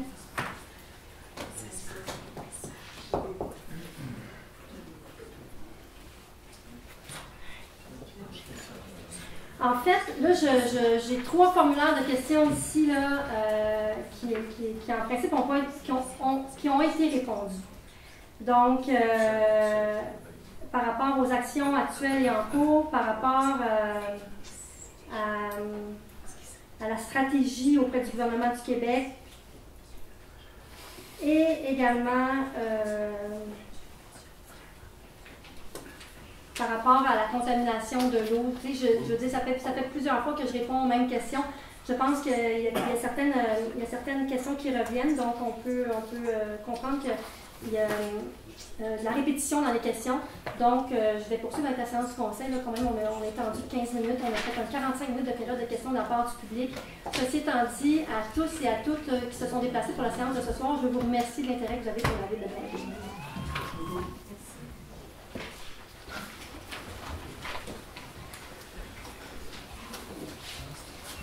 Donc, on va poursuivre avec l'adoption de l'ordre du jour. Je propose d'adopter l'ordre du jour de la présente séance telle que soumise. Merci, M. Paquette. Est-ce que j'ai... Merci, M. Paquette. Ouais. OK. Maintenant, on va procéder à l'approbation des procès-verbaux en 5.1. Je propose d'approuver les procès-verbaux des séances extraordinaires et ordinaires du 10 décembre 2024. Merci, monsieur. Malenfant. On passe maintenant au point 6, au niveau de la réglementation. En 6.1, un premier avis de motion. Je donne un avis de motion à l'effet qu'à une prochaine séance, je présenterai ou ferai présenter le règlement 1169-3, modifiant le règlement 1169, établissant une tarification lors du dépôt d'une demande de révision ou d'inscription au rôle d'évaluation, dont l'objet est de majorer les différents tarifs applicables pour le dépôt d'une demande de révision d'une inscription au rôle d'évaluation foncière en fonction de l'avis d'indexation publié à la Gazette officielle. Je dépose conformément à la loi sur les cités et villes le projet de règlement 1169-3. Merci, Mme Ruel. Donc, il s'agit de nouveaux tarifs, comme ils le disent, lors d'une demande de révision d'une inscription au rôle d'évaluation, et ces tarifs-là sont établis par la Gazette officielle. Voilà. Alors, en 6.2, un autre avis de motion pour le règlement 1387-5. Alors, je donne un avis de motion à l'effet qu'à une prochaine séance, je présenterai ou ferai présenter le règlement 1387-5, abrogeant le règlement 1387, concernant un programme de crédit de taxes foncières pour favoriser la relocalisation de certaines activités industrielles sur le territoire de la ville de Blainville. Je dépose conformément à la loi sur les cités et villes le projet de règlement 1387-5. Merci, M. Bertrand. Donc, considérant qu'il n'a plus de terrain industriel sur le territoire de la ville de Blainville, il n'était plus à propos de maintenir ce programme de crédit de taxes foncières. Voilà. On continue en 6.4. Un autre avis de motion. 6.3, je veux dire. Oui, c'est ça. Oui. Je donne un avis de motion à l'effet qu'à une prochaine séance, je ferai présenter le règlement 1679-4, modifiant le règlement 1679, décrétant les tarifs applicables à certains biens et services de la municipalité, dont l'objet vise principalement à mettre à jour certains tarifs pour l'année 2025. Je dépose conformément à la loi sur les cités et villes le projet de règlement 1679-4 modifiant le règlement 1679. Merci. Donc, c'est un avis de motion, c'est une mise à jour qu'on fait à chaque année là, pour assujettir nos coûts en fonction des coûts réels. C'est ça, notre tarification en fonction des coûts réels. Donc, un dernier avis de motion en 6.4 pour le règlement 1698. Je donne un avis de motion à l'effet qu'à une prochaine séance, je présenterai ou ferai présenter le règlement 1698 décrétant l'exécution de travaux, l'engagement professionnel pour les études et expertises techniques et l'acquisition d'immeubles et d'un véhicule et un emprunt de 5 660 000 $ à ces fins. Je dépose conformément à la loi sur les cités et villes le projet de règlement 1698. Merci, M. Pinard. Donc, on parle de différents projets ici, là, notamment des habits de combat. Il y a aussi un bouclage de l'aqueduc, des acquisitions de milieux naturels notamment. J'essaie de voir là, plan de restauration des rives au niveau de notre rivière aux chiens. Un budget pour le mandat du pôle citoyen qu'on veut travailler juste ici là, dans le cadre de notre du parc équestre et du pôle institutionnel. Donc, ces différents projets qui seront réalisés en 2025 via ce règlement de 5,6 millions. Voilà. En 6.5 maintenant, le règlement 1242-11. Le règlement 1242-11 vise à majorer les compensations prévues au règlement pour l'utilisation du réseau municipal d'égouts et l'assainissement des eaux usées pour les immeubles industriels. Je propose d'approuver le règlement 1242-11, modifiant le règlement 1242, établissant les compensations à l'égard de l'utilisation du réseau municipal d'égouts et de l'assainissement des eaux usées pour les immeubles industriels. Merci, M. Allaire. Donc, c'est à la suite du dépôt du budget. On a bien adopté ce règlement. En 6.6, maintenant, une autre adoption de règlement pour le règlement 1692-1. Le règlement 1692-1 a pour objet d'augmenter de 750 000 $ le montant de l'emprunt décrété par le règlement 1692 pour un total de 3 750 000 $. Donc, la dépense totalise 3 750 000 $. Le financement se fera par emprunt, remboursable par l'ensemble de la Ville dans les proportions suivantes. 1 950 000 sur une période de 15 ans et 1 800 000 sur une période de 20 ans. En conséquence, je propose d'approuver le règlement 1692-1, modifiant le règlement 1692 afin d'augmenter le montant de l'emprunt à la somme de 3 750 000 que le registre visant à recevoir des demandes pour la tenue d'un scrutin référendaire soit accessible aux personnes habiles à voter sur le dit règlement du 3 au 7 février 2025 entre 9h et 19h à l'Hôtel de Ville. Merci, M. Pinard. Donc, à la suite du dépôt de notre plan triennal des immobilisations en décembre dernier, on vient ajuster l'emprunt en fonction des coûts réels des projets qui seront réalisés via cet emprunt-là. Alors, autre question, commentaire? C'est bon? C'est adopté à l'unanimité. En C7, le règlement 1697. Le règlement 1697 vise à décréter les taux des taxes, les compensations et les tarifs pour l'exercice financier 2025. Je propose d'approuver le règlement 1697 décrétant l'imposition des taxes, compensations et tarifs pour l'exercice financier 2025. Merci, M. Bertrand. Donc, c'est aussi à la suite du dépôt du budget en décembre dernier. Autre question, commentaire? Ça va, c'est donc adopté à l'unanimité. On passe maintenant au point 7. En 7.1, le dépôt du procès-verbal du CCU. Je propose de prendre acte des recommandations, avis et rapports contenus au procès-verbal de la réunion du 17 décembre 2024 du Comité consultatif d'urbanisme. Merci, M. Marino. Il s'agit d'un dépôt, c'est adopté à l'unanimité. En 7.2, une première dérogation mineure pour une enseigne murale. Alors, je propose d'accorder au lot 5 254 868 du Cadastre du Québec, soit le 1371 de Michel Boeck, le 404, une dérogation mineure au règlement 14-18 de zonage afin de permettre l'installation d'une nouvelle enseigne murale dont 72% de la superficie sera utilisée pour les produits ou services offerts. Alors que le règlement 14-18 de zonage prescrit que les produits ou services offerts, intégrés ou non, au nom de l'entreprise, ne peuvent représenter plus que 25% de la superficie de l'enseigne proposée. En fait, c'est pour, ils doivent s'assujettir à la langue, sur la loi sur la langue officielle dans ce cas-ci. Donc, c'est pour ça qu'on demande la dérogation mineure. Donc, est-ce qu'il y a des gens dans la salle qui ont des questions ou des commentaires en lien avec cette dérogation mineure? Ça va? Question commentaire ici de la part du Conseil. C'est beau. C'est donc adopté à l'unanimité. En 7.3, une autre dérogation et la dernière dérogation mineure pour un logement supplémentaire au sous-sol. Je propose d'accorder au lot 4 673 228 du Cadastre du Québec, au 23 rue Marie-Antoinette, une dérogation mineure au règlement 14-18 de zonage afin de permettre, pour l'aménagement d'un logement supplémentaire au sous-sol, une porte d'issue localisée sur le mur avant, alors que le règlement 14-18 de zonage prescrit que les portes d'issue doivent être localisées sur les murs latéraux ou arrière. Merci, M. Malenfant. Donc, c'est un accès qui est déjà existant. Donc, on le conserve tel quel là, pour la suite des choses. Est-ce qu'il y a des gens dans la salle qui ont des questions ou des commentaires en lien avec cette dérogation mineure? Ça va? Un commentaire de la part du Conseil? C'est bon? C'est donc adopté à l'unanimité. Maintenant, on va passer au point 7.4, une modification à une demande de plan d'intégration. Attendu que la résolution 2022-07-393, adoptée le 5 juillet 2022, le Conseil a approuvé le projet intégré soumis dans le cadre de la demande PI 2022-00045 concernant l'aménagement du site et l'implantation de nouvelles constructions mixtes et multifamiliales. Attendu qu'une demande de modification au projet intégré PI 2022-00045 a été déposée et qu'elle correspond aux objectifs et critères du règlement 1423 sur les plans d'implantation et d'intégration architecturale, attendu la recommandation 24-12-04.1 du 17 décembre 2024 du Comité consultatif d'urbanisme.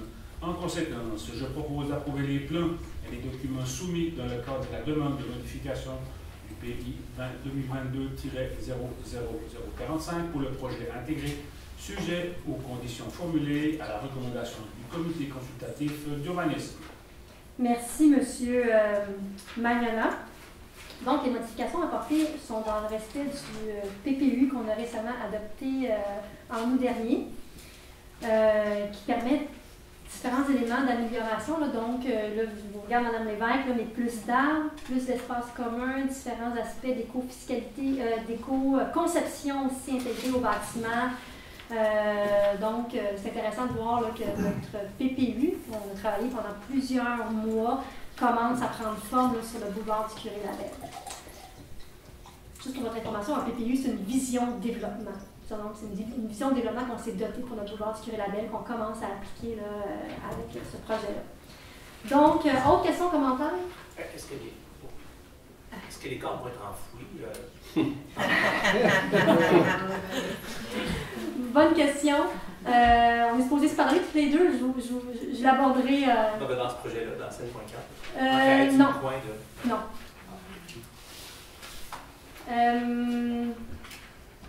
Ça a été analysé. Ça a été analysé toutefois. En 4 ans. Tout à fait, dans le cadre du projet. En 7.5, maintenant, les plans d'implantation et d'intégration architecturale. Attendu la recommandation du 17 décembre 2024 du comité consultatif d'urbanisme touchant les projets suivants. 852 boulevard du Curé-Labelle, nouvelle construction bâtiment mixte. 13 rue du Mont-Blanc, nouvelle construction habitation unifamiliale isolée. 102 à 108 boulevard de Chambéry, nouvelle construction bâtiment accessoire. 75 boulevard des Châteaux, local 107, bistrot, etc. Enseigne murale et détachée. 75 boulevard des Châteaux, local 118, Dermapur, enseigne murale. 1104 boulevard du Curé-Labelle, fleuriste Sainte-Rose, enseigne détachée. 773 boulevard industriel, Oura, enseigne murale. 50 rue Jean-Paul Caillé, Loumen, enseigne murale. 1040 boulevard Michel Bohec, local 120, Gamotech, enseigne murale. 1371 boulevard Michel Bohec, local 104, Bulk Barn, enseigne murale. 1471 boulevard Michel Bohec, local 101, Livora, enseigne murale.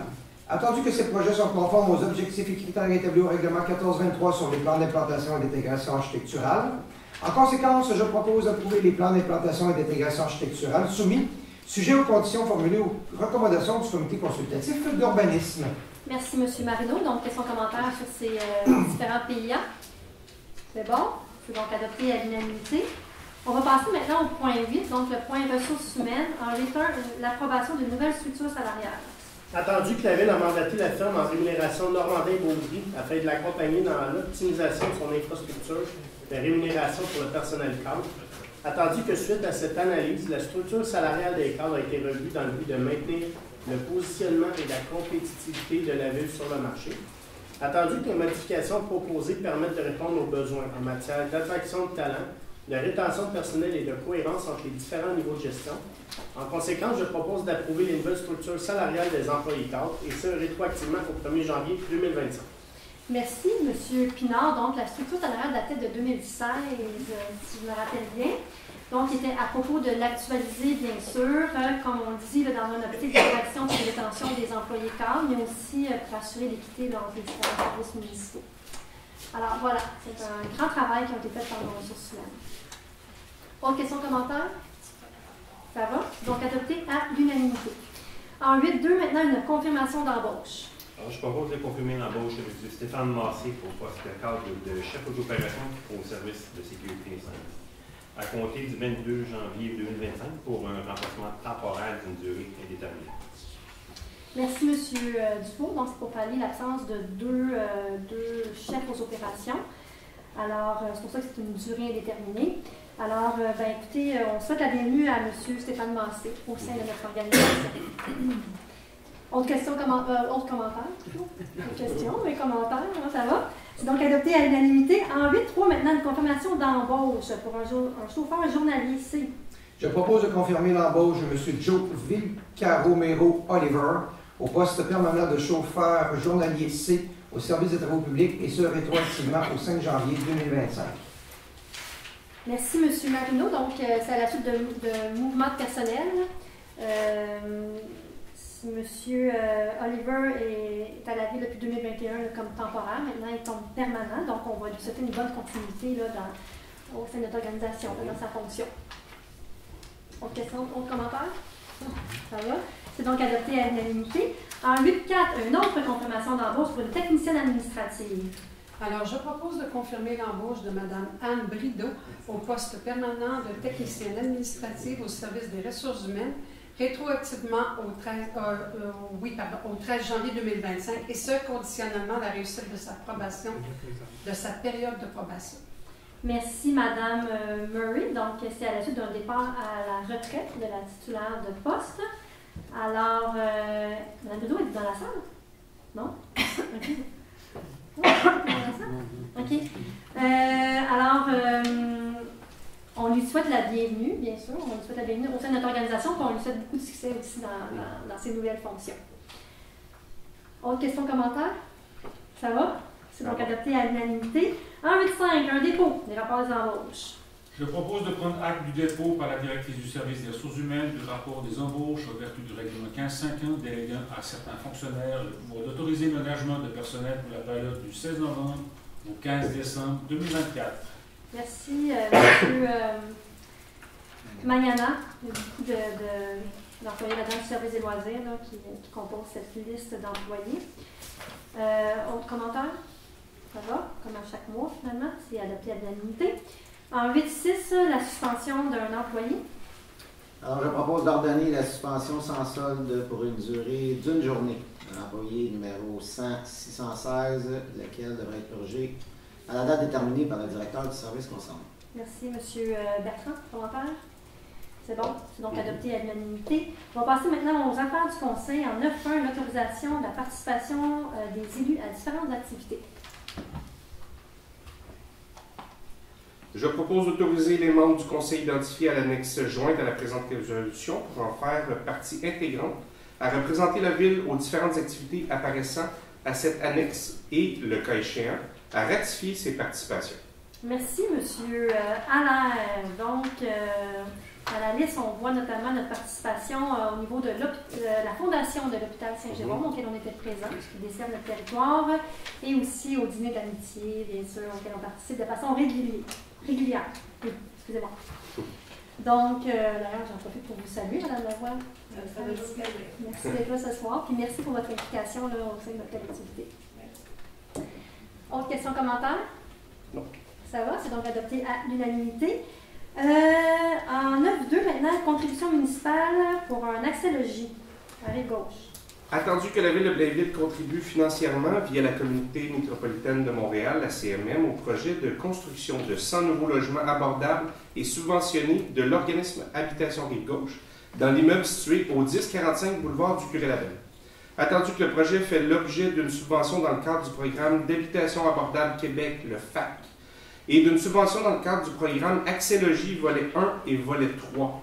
Attendu que la Ville s'est déjà engagée par la résolution 2023-10-574 du Conseil à verser une contribution de 5 838 624,63 pour la portion du projet financé par le projet d'habitation abordable Québec, le projet FAC. Attendu que la Ville doit verser une somme de 365 175 $ à titre de contribution du milieu pour la portion du projet financé par le programme Accès Logis. Attendu que cette somme représente 15 % des coûts maximaux de réalisation admissible, les CMA, reconnus par la Société d'habitation du Québec.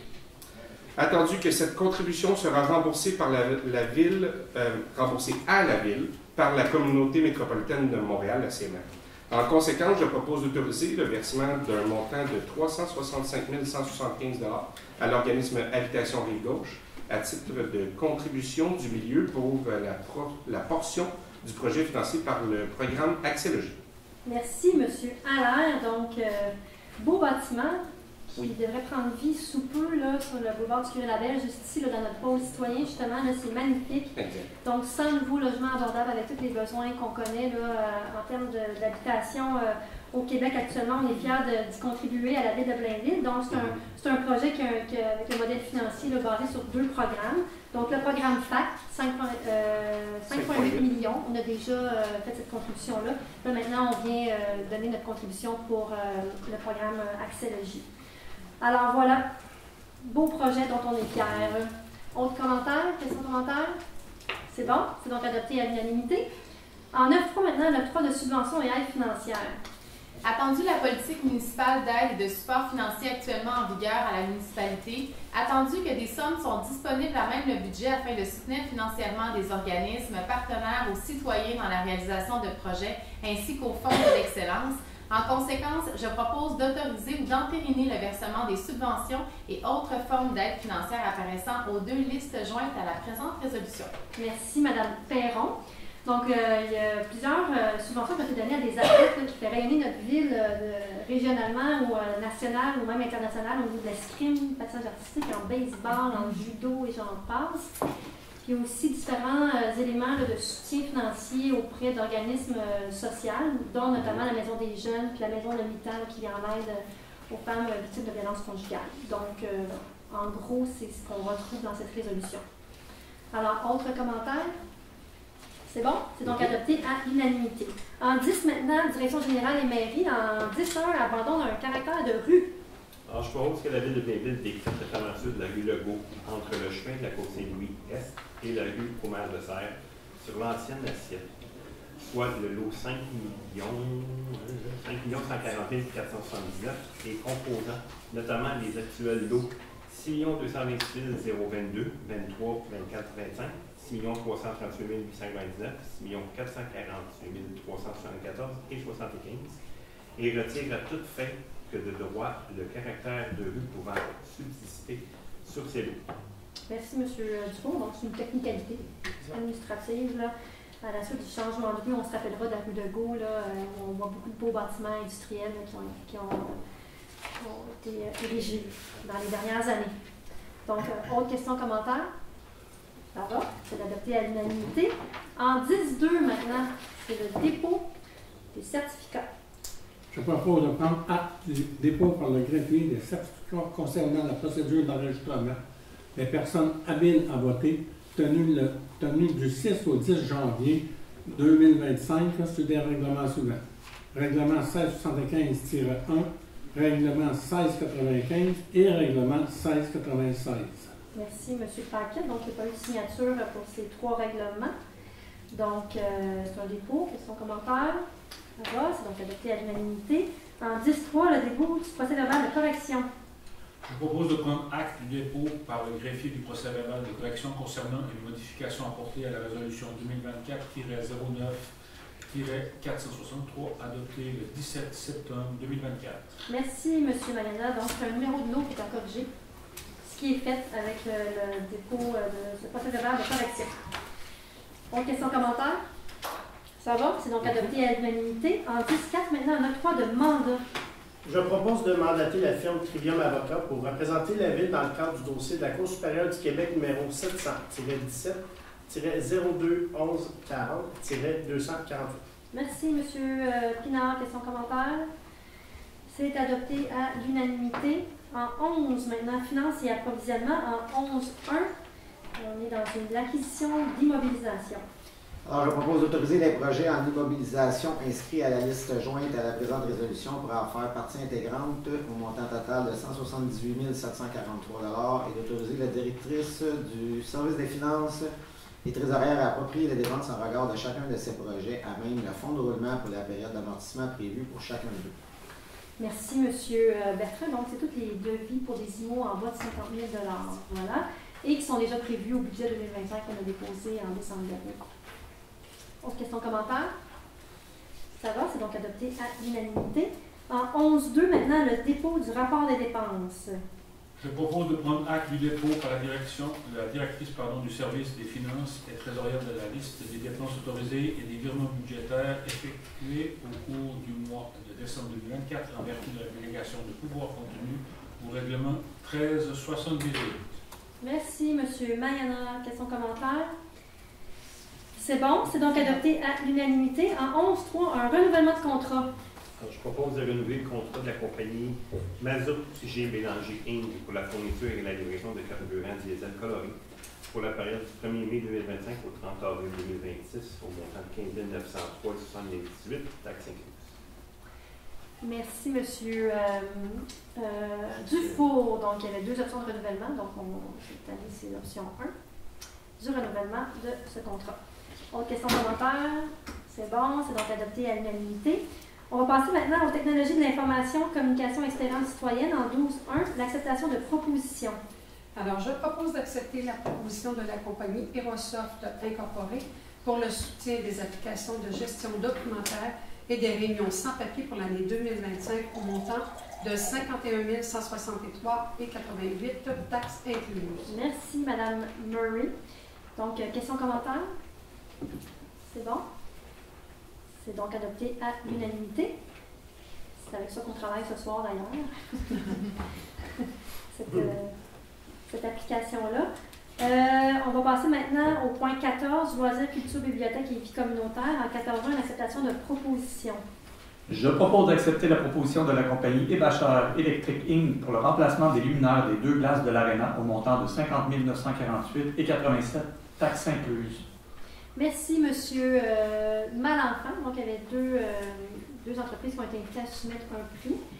Et voilà, c'est Ebachar Electric qui a le mandat, le plus bas soumissionnaire. Autre question, commentaire? C'est bon? C'est donc adopté à l'unanimité. En 14.2, autorisation de signature. Attendu que la Ville de Blainville souhaite de nouveau recevoir l'Orchestre symphonique de Montréal pour la tenue d'un concert le 20 août 2025 au Parc équestre. En conséquence, je propose d'autoriser la directrice du service des loisirs, culture, bibliothèque et vie communautaire à signer pour et au nom de la Ville le contrat avec l'Orchestre symphonique de Montréal pour la production d'un concert le mercredi 20 août 2025 au Parc équestre. Donc, on comprend qu'on met ça à l'agenda. Exact. Le 20 août 2025, l'Orchestre symphonique de Montréal, on reçoit tous les 2 ans, donc c'est cette année, le 20 août, qui viendront nous faire rêver avec incroyable musique. Donc, autre question, commentaire? C'est bon? Parlez-en pas, hein, c'est pas officiel, pas officiellement annoncé. Donc, c'est adopté à l'unanimité. En 14.3, un engagement de la Ville entente avec le ministère de la Culture et des Communications. Je propose de confirmer au ministère de la Culture et des Communications l'intérêt de la Ville de Blainville à conclure une nouvelle entente de développement culturel triennale, soit pour les années 2025, 2026 et 2027, laquelle entente prévoira une contribution de la Ville à hauteur de 50 %. Merci, Mme Perron. Bien sûr, là, on se rappelle qu'on a entériné une nouvelle politique culturelle. Donc, cette entente-là va pouvoir nous aider à réaliser quelques projets culturels là, en 2025, 2026 et 2027. Autre question, commentaire? C'est bon? C'est donc adopté à l'unanimité. On va passer maintenant au point 14.4, nomination de membres citoyens à la commission relève. Attendu que la commission relève Blainville s'adresse aux jeunes Blainvilloises et Blainvillois âgés de 16 à 29 ans, désireux de s'engager dans la vie municipale et qui veulent réaliser des projets mobilisateurs pour l'avenir de la ville. Attendu que le mandat des membres citoyens ait une durée de 2 ans et qu'il est renouvelable. Attendu que la commission est composée de 7 membres citoyens et que 3 postes sont devenus vacants en 2024, suite au départ de Timothée Louguet, Roxanda Mirzac et Gabriela Turmel. Attendu qu'à l'issue d'un processus de sélection, le choix du comité s'est porté sur les candidatures de Tala Cheyab, Mélodie Rondeau et Jennifer Weffu. En conséquence, je propose de nommer Tala Cheyab, Mélodie Rondeau et Jennifer Weffu comme membres citoyens de la commission relève Blainville pour une période de 2 ans. Merci, M. Pinard. En fait, pour nous, la commission relève est importante puisque c'est parfois complexe de rejoindre cette tranche d'âge-là au niveau de la population des 16 à 29 ans. Donc, d'ailleurs, M. Pinard siège sur cette commission-là avec nos jeunes. Alors, bien sûr, moi, j'aimerais remercier Timothée, Roxandra et Gabriel pour le temps qu'ils ont accordé à la commission relève. Et je souhaite la bienvenue aux nouveaux membres, aux 3 nouveaux membres, Tala, Mélodie et Jennifer. Alors, autre question, commentaire? Il est passé son manteau. Ah. C'est donc adopté à l'unanimité. On va poursuivre maintenant avec la section travaux publics en 15.1, acceptation de proposition. Je propose d'accepter la proposition de la compagnie Simo Management Inc. pour la gestion du réservoir d'eau potable Marcel Ayotte, incluant l'option de nettoyage pour la période du 1er février 2025 au 31 janvier 2026, au montant de 46 104,98 sous, taxes incluses, avec possibilité de renouvellement d'une année. Merci, M. Magnana. Question, commentaire sur cette acceptation de proposition? Ça va? Donc adopté à l'unanimité. Maintenant, 15.2, modification de la signalisation routière. Je propose d'approuver les modifications suivantes à la signalisation routière et d'autoriser le service des travaux publics à procéder à la mise en place, s'il y a lieu, de la signalisation appropriée, savoir ajout d'une zone de stationnement interdit lundi à vendredi, 25 août au 23 juin, excepté brigadier scolaire.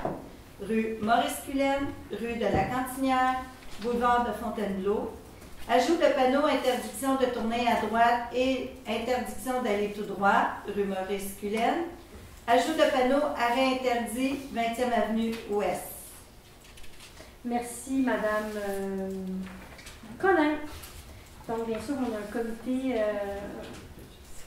de circulation. Donc, c'est ce comité-là où il siège le génie des travaux publics, les services de police et l'urbanisme qui nous font ces recommandations pour assurer la sécurité sur nos rues. Donc, autre question, commentaire? Ça va, c'est donc adopté à l'unanimité. On va passer maintenant à quelques renouvellements de contrats en rafale. Ça paraît c'est la première séance du mois de janvier. Donc, allons-y, groupe en 15-3, premier renouvellement de contrat pour le projet des portes de garage. Alors, je propose de renouveler le contrat de la compagnie des portes de garage DDR pour l'entretien des portes de garage pour l'année 2025 au montant de 17 1,76 taxes incluses. Merci, Monsieur Dufault. Donc, le contrat prévoit 2 options de renouvellement. Il s'agit de la première option de renouvellement pour ce contrat-là. Autre question, commentaire? C'est bon, c'est donc adopté à l'unanimité. En 15-4, maintenant, renouvellement de contrat pour l'achat de sable de Remblai. Je propose de renouveler le contrat de la compagnie 3093-4459 Québec Inc., Sable Villeneuve, pour l'achat de sable de Remblai pour l'année 2025, au montant de 17 231,88 taxes incluses. Merci, M. Marino. Même chose, 2 options de renouvellement. Il s'agit de la première année de renouvellement. Donc, autre question, commentaire? C'est bon? C'est donc adopté à l'unanimité. En 15-4, renouvellement de contrat pour le marquage de la chaussée. Alors, je propose de renouveler le contrat de la compagnie Entreprise TRA 2011 Incorporée pour le marquage de la chaussée, le marquage transversal et autres marques pour la période du 1er mai 2025 au 30 avril 2026 au montant de 540 467 et 61 taxes incluses. Merci, Madame Murray. Donc, 2 options de renouvellement. C'est la dernière année de renouvellement pour ce contrat-là. Donc, autre question, commentaire? C'est bon, c'est donc adopté à l'unanimité. 15-6, renouvellement de contrat pour travaux de rinçage. Alors, je propose de renouveler le contrat de la compagnie Simo Management Incorporé pour les travaux de rinçage unidirectionnel du réseau d'Aqueduc pour l'année 2025 au montant de 78 370 et 69 taxes incluses. Merci, Mme Collin. Le contrat prévoyait dans ce cas-ci 3 options de renouvellement, puis il s'agit de la deuxième année de renouvellement. Autre question, commentaire? C'est bon, c'est donc adopté à l'unanimité. On est rendu en 15 combien? 15-7? Parfait. 15-7, renouvellement de contrat pour le nettoyage des puiseurs de rue. Je propose de renouveler le contrat de la compagnie Solutions environnementales 360 Québec Limité pour le nettoyage des puiseurs de rue, des cours d'école, de parcs et de stationnements municipaux pour l'année 2025 au montant de 73 779,46 taxes incluses. Merci, M. Paquette. Donc, le contrat prévoyait 2 options de renouvellement. Il s'agit de la dernière année. Autre question, commentaire? C'est bon, c'est donc adopté à l'unanimité. En 15-8, maintenant, un renouvellement de contrat pour la manipulation et la réparation de vannes d'Aqueduc. Je propose de renouveler le contrat de la compagnie 91-91-73-75 Québec Inc. Aqueduc pour l'inspection, la manipulation et la réparation des vannes d'Aqueduc pour l'année 2025 au montant de 26 540 et 54 taxes incluses. Merci, M. Marino. Donc, le contrat prévoyait 2 options de renouvellement. Là, il s'agit de la dernière année de son renouvellement. Donc, autre question, commentaire? C'est bon, c'est donc adopté à l'unanimité. En 15-9, pardon, un autre renouvellement de ce contrat pour la fourniture de vestimentaire pour le service des travaux publics. Alors, je propose de renouveler le contrat de la compagnie, le groupe d'importation et de distribution Hugo Incorporé, Promotion Plus, pour la fourniture du vestiaire pour les services des travaux publics pour la période du 1er avril 2025 au 31 mars 2026, au montant de 25 064 et 4 sous, taxes incluses. Merci, Mme Murray. Donc, c'est la dernière année de renouvellement pour une option de 2. Question, commentaire? C'est bon? C'est donc adopté à l'unanimité. 15-10, renouvellement de contrat, travaux de réfection, de construction, de bordure. Je propose de renouveler le contrat de la compagnie Climat Construction Inc. pour des travaux de réfection et de construction de bordures et de trottoirs incluant la réparation de gazon et de pavé uni pour l'année 2025 au montant de 202 429,93 taxes incluses. Merci, M. Dufour. Donc, la dernière année de renouvellement d'un contrat qui en prévoyait 2. Autre question, commentaire? Ça va? C'est donc adopté à l'unanimité. En 15-11, renouvellement de contrat pour le nettoyage des conduites d'égout. Alors, je propose de renouveler le contrat de la compagnie 93 63 98 88 Québec Inc. Sanivat pour le nettoyage des conduites d'égout pluviales pour l'année 2025 au montant de 44 743,18 taxes incluses. Merci, Mme Collin. Donc, dernière année de renouvellement d'un contrat qui en prévoyait 2. Autre question, commentaire, ça va? C'est donc adopté à l'unanimité. En 15-12, renouvellement de contrat, travaux de scellement de fissure. Je propose de renouveler le contrat de la compagnie Permaroute Incorporée pour les travaux de scellement de fissures pour l'année 2025 au montant de 52 934,49 taxes incluses. Merci, M. Marino. Premier renouvellement d'un contrat qui en prévoit 2. Autre question, commentaire? Bingo! Alors, c'est adopté à l'unanimité. En 15-13, c'est le dernier renouvellement pour la soirée. Reproduction de marques sur la chaussée. Je propose de renouveler le contrat de la compagnie Linkfit Inc. pour la reproduction de marques sur la chaussée pour la période du 1er mai au 30 novembre 2025 au montant de 158 588,35 taxes incluses. Merci, Mme Perron. Donc, c'est la première année de renouvellement d'un contrat qui en prévoit 2. C'est quoi la différence avec l'autre marquage de la chaussée? Mais si vous voulez, ce qu'on peut faire, c'est là, il nous reste 1, 2, 3, 5 points à l'ordre du jour. Puis après ça, il y a vraiment une période de questions spécifiques pour les résolutions qu'on entérine. Donc, vous pourrez revenir au micro et on répondra à cette question-là sans aucun problème. C'est au 15-3, c'est ça? 15-13 versus 15-13, c'est ça. OK, parfait. OK. Fait que j'y répondrai au point 19 dans quelques minutes. Maintenant, le point 16, j'ai mis 16.1, modification de contrat. Oui, donc c'est pour les travaux de l'Arena et du Centre Guy Frigon. Je propose d'accepter les directives de changement numéro 42 et 46 à 57 au montant total de 246 404,74 taxes incluses, préparées par la firme L'Écuyer Lefebvre Architecte Inc. dans le cadre du projet de rénovation et agrandissement de divers bâtiments municipaux payables à l'entreprise Construction Larco Inc. de modifier le contrat en conséquence. Merci, M. Valentin. Donc, comme vous le dites, c'est pour les travaux à l'Arena, notamment. Donc, autre question, commentaire? C'est bon. C'est donc adopté à l'unanimité. En 17, maintenant, les acceptations de soumission en 17.1 pour une fourniture de pierres et d'abrasifs routiers pour l'année 2025. Je propose d'accepter la plus basse soumission conforme de la compagnie Carrière Unijack Incorporée, Carrière Laurentienne, pour la fourniture de pierres et d'abrasifs routiers pour l'année 2025 au montant de 69 228,75 taxes incluses avec possibilité de renouvellement de 2 ans. Merci, M. Marino. Donc, 3 soumissions. Puis on a déposé une offre et le plus bas soumissionnaire, c'était un estimé de 73 000. Donc, voilà, c'est une bonne nouvelle. Autre question, commentaire? Ça va. C'est donc adopté à l'unanimité. En 17.2, maintenant, l'acceptation de soumission pour la gestion et collecte des conteneurs de l'éco-centre. Je propose d'accepter la plus basse soumission conforme de la compagnie 93-86-01-20 Québec Inc. pour la gestion et la collecte des conteneurs de l'éco-centre pour la période du 1er février 2025 au 31 janvier 2028, au montant total de 931 814,89 taxes incluses, avec la possibilité de renouvellement de 2 ans. Merci, M. Allaire. Donc, 5 soumissionnaires dans ce cas-ci. Et c'est cette entreprise Inc., Québec Inc., qui a été le plus bas soumissionnaire. C'est dans le budget également. Donc, en 17.3, maintenant, l'acceptation de soumission pour les 15 jours thématiques. Je propose d'accepter la soumission ayant obtenu le meilleur pointage final, soit celle de la compagnie Groupe Domisa Incorporée pour la planification, l'organisation, la coordination et l'animation des 15 jours thématiques pour l'année 2025 au montant de 316 301,21 taxes incluses, avec possibilité de renouvellement pour 2 ans. Merci, M. Valentin. Donc, 3 soumissionnaires également ici. Question, commentaire pour cette soumission? Ça va? C'est donc adopté à l'unanimité. En 17.4, maintenant, l'acceptation de soumission pour le poste de police remplaçant de thermopompe. Alors, je propose d'accepter la plus basse soumission conforme de la compagnie 92 56 52 41 Québec Inc. sous zéro pour les travaux de remplacement de 2 thermopompes au poste de police au montant de 230 960 et 77 taxes incluses. Merci, Mme Murray. Donc, 5 soumissionnaires dans ce cas-ci. Questions, commentaires? Ça va? C'est donc adopté à l'unanimité.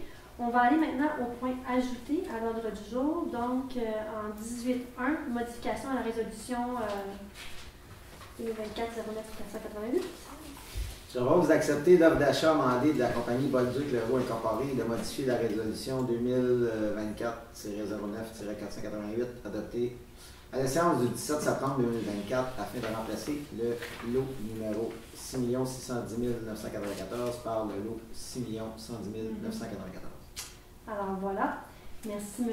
Bertrand. Autre commentaire? Ça va? C'est donc adopté à l'unanimité. On va passer maintenant à la période de questions sur les points à l'ordre du jour. Donc,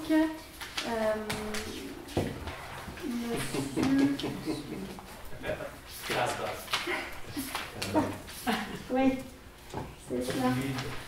Classe base. Je vous invite à venir au micro si vous voulez poser votre question. Là, avec plaisir, on pourra y répondre.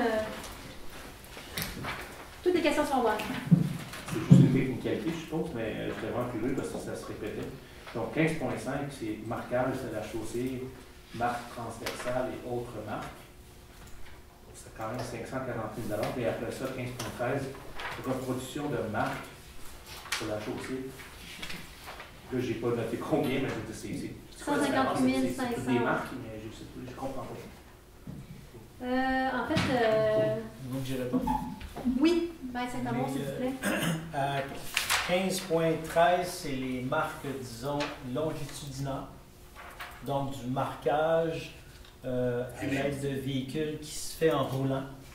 Alors que l'autre, qui est beaucoup plus cher, c'est toutes les marques qui sont aux intersections, par exemple, face à un stop ou en ligne avec un stop qui se font à la main la nuit. Donc, c'est 2 titres différents, c'était 2 lots différents. Donc, 2 contrats différents. Merci pour la réponse logique. Merci, Maître Saint-Amand. Donc, autre question de la part du public là, sur les points qui ont été entérinés ce soir.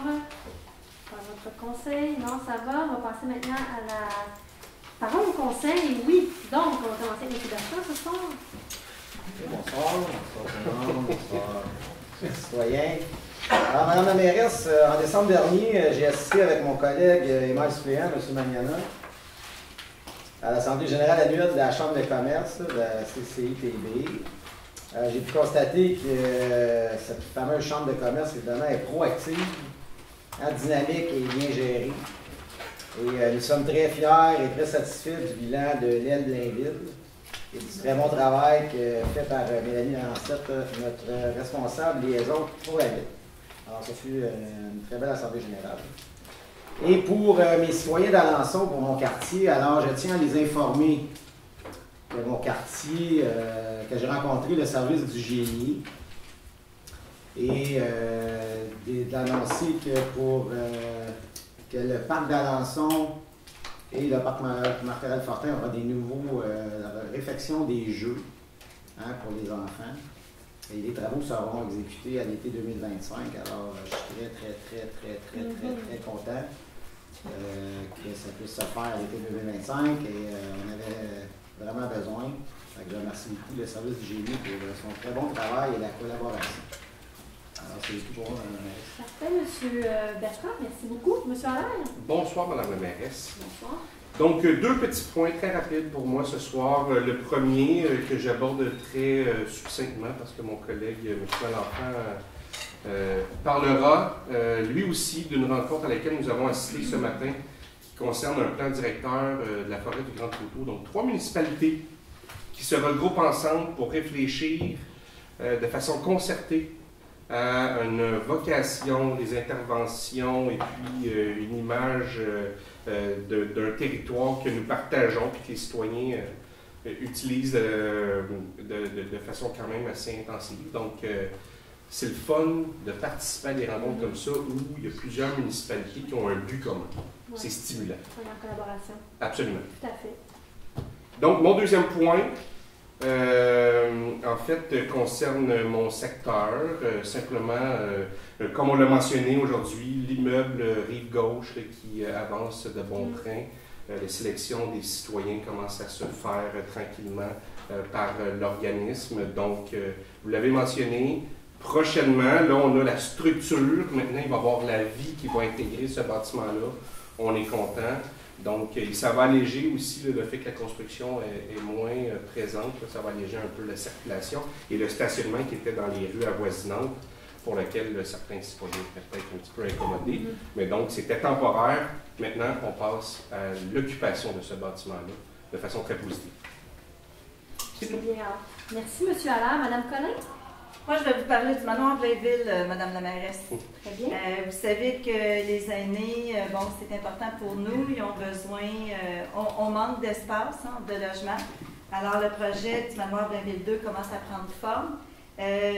On voit sur le terrain adjacent à l'hôtel de ville qu'il y a peut-être des travaux qui se font. Donc, c'est un terrain qui peut être possible. Fait qu'on est en train de voir la faisabilité d'un projet sur ce terrain. Et puis, quand on aura des plans plus précis, donc on va les présenter à la population. Fait que c'est tout pour moi ce soir, Madame la mairesse. Merci, c'est un très beau projet également. Ah oui, vraiment. Tout à fait. Monsieur Dufour. Oui, je voulais simplement inviter nos citoyens à aller dans le Blainville en couleur là, qui vient de sortir. On parle du programme de secours adapté, qui est très, c'est un programme qui est très adapté justement pour nos personnes, pour nos citoyens qui ont des difficultés, là, une déficience intellectuelle, motrice, sensorielle ou organique, un trouble de santé mentale ou une condition qui risque de ralentir en cas d'évacuation d'urgence. Donc, c'est utilisé seulement par le service de police et des incendies. Donc, c'était intéressant, c'est vraiment pratique pour eux d'avoir ces informations-là dès qu'ils répondent à un appel. Donc, tout est confidentiel, seulement que le service de police et l'incendie sont au courant de ça. Puis aussi, dans le Blainville en couleur, on peut voir aussi, là, je ne fais pas la description, mais il y a le programme PER, puis le programme Rapidor, qui est aussi pour nos aînés qui vivent à domicile seuls souvent. Donc, c'est intéressant de lire ça. C'est tout. Merci, M. Dufour. Peut-être notre délégué à la sécurité, donc c'est pour ça que vous vous intéressez à tous ces sujets. Madame Murray? Oui, bonsoir tout le monde. Alors, un petit point, Madame la mairesse. Alors, pour ce qui est de notre quartier, de mon quartier, la semaine dernière, on a eu une réunion, une rencontre avec le comité de Parc du Breuil. Alors, ils sont à la préparation des activités pour l'année 2025 et à l'Assemblée générale annuelle aussi, qui aura lieu au printemps, au mois de mars probablement. Alors, il faut juste regarder sur les panneaux, il y aura l'invitation pour que les citoyens puissent participer à cette rencontre-là. Et je termine en vous souhaitant une bonne année. Il est tard, mais quand même, je souhaite une bonne année 2025. Santé. Merci, Mme Murray. Monsieur Magnana. Oui, bonsoir, Mme la mairesse. Bonsoir à tous. J'aimerais réitérer aussi tous mes bons voeux pour 2025, surtout de la santé, c'est le plus important. Je voulais revenir sur un événement sportif de la fin de l'année dernière, plus précisément le tournoi de l'Association de ringuette de Blainville, des Cavalières. J'ai eu le plaisir d'assister à quelques parties durant ce magnifique tournoi. Et je voudrais féliciter la présidente, Mme Shirley Demers, pour l'organisation exceptionnelle de cette magnifique organisation et de ce beau tournoi. J'ai aussi participé, juste avant Noël, quelques jours avant Noël, avec Mme Poulain, au Noël du Boréal, la résidence de mon quartier, résidence pour aînés. C'était vraiment une super belle soirée. On a chanté, enfin j'ai chanté. C'est vrai, j'ai des preuves. On souligne qu'il y a plus de 400 résidents dans cette magnifique résidence du Boréal qui est dirigée par le groupe Maurice avec une équipe extraordinaire. C'est toujours le fun de les rencontrer. Puis je pense qu'au mois de mars, on va de nouveau les visiter pour leur présenter un peu qu'est-ce qu'on fait pour nous aider à Blainville. Voilà, c'est tout. Oui, merci. Tout à fait. En fait, on est en train de préparer notre tournée des centres de personnes âgées là, au mois de mars là, pour leur présenter le budget, les grandes activités, les projets qui s'en viennent pour la ville. Là, et ils sont vraiment très intéressés à être mis au courant de ce qui se passe au niveau de la municipalité. Puis je me suis engagée à leur jouer une chanson de piano, puis je suis en train de travailler mon répertoire. Je suis là-dessus, là. Vous en parlez à mes enfants le matin à 6h30. Oui, parfait. Donc, on continue avec vous, M. Paquette. Bonsoir. Bonsoir, Mme la mairesse. Bonsoir. Alors, moi, ce soir, je vais vous parler de notre club de hockey, l'Armada. Vous savez que nous avons à Beaubriac le centre d'excellence qui nous appartient. Et le club de hockey vous appartient. Bien, vous appartient parce que il fait partie du centre d'excellence. Et le centre d'excellence vous appartient aux citoyens de Blainville. Alors, venez les encourager. Cette année, ils ont un club exceptionnel. Ça va très, très bien. C'est vraiment épatant de les voir aller. C'est quand on va dans une joute cette année, là, on sort de là très, très, très, très joyeux et on est content. Samedi, le 1er février, ça va être notre journée porte ouverte.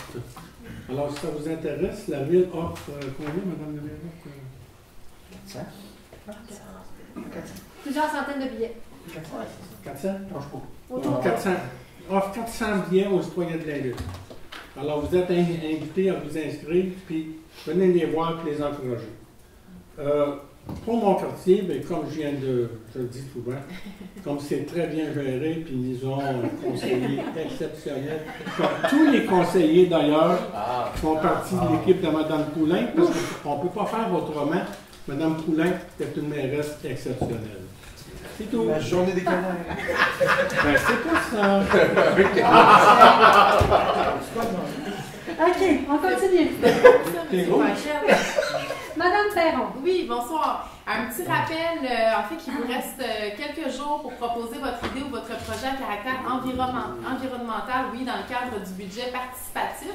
Jusqu'à maintenant, on en a reçu quelques-uns. Alors, merci aux personnes qui ont pris le temps de remplir le formulaire sur le site de la Ville et de nous partager vos idées. On a bien hâte de tous vous lire.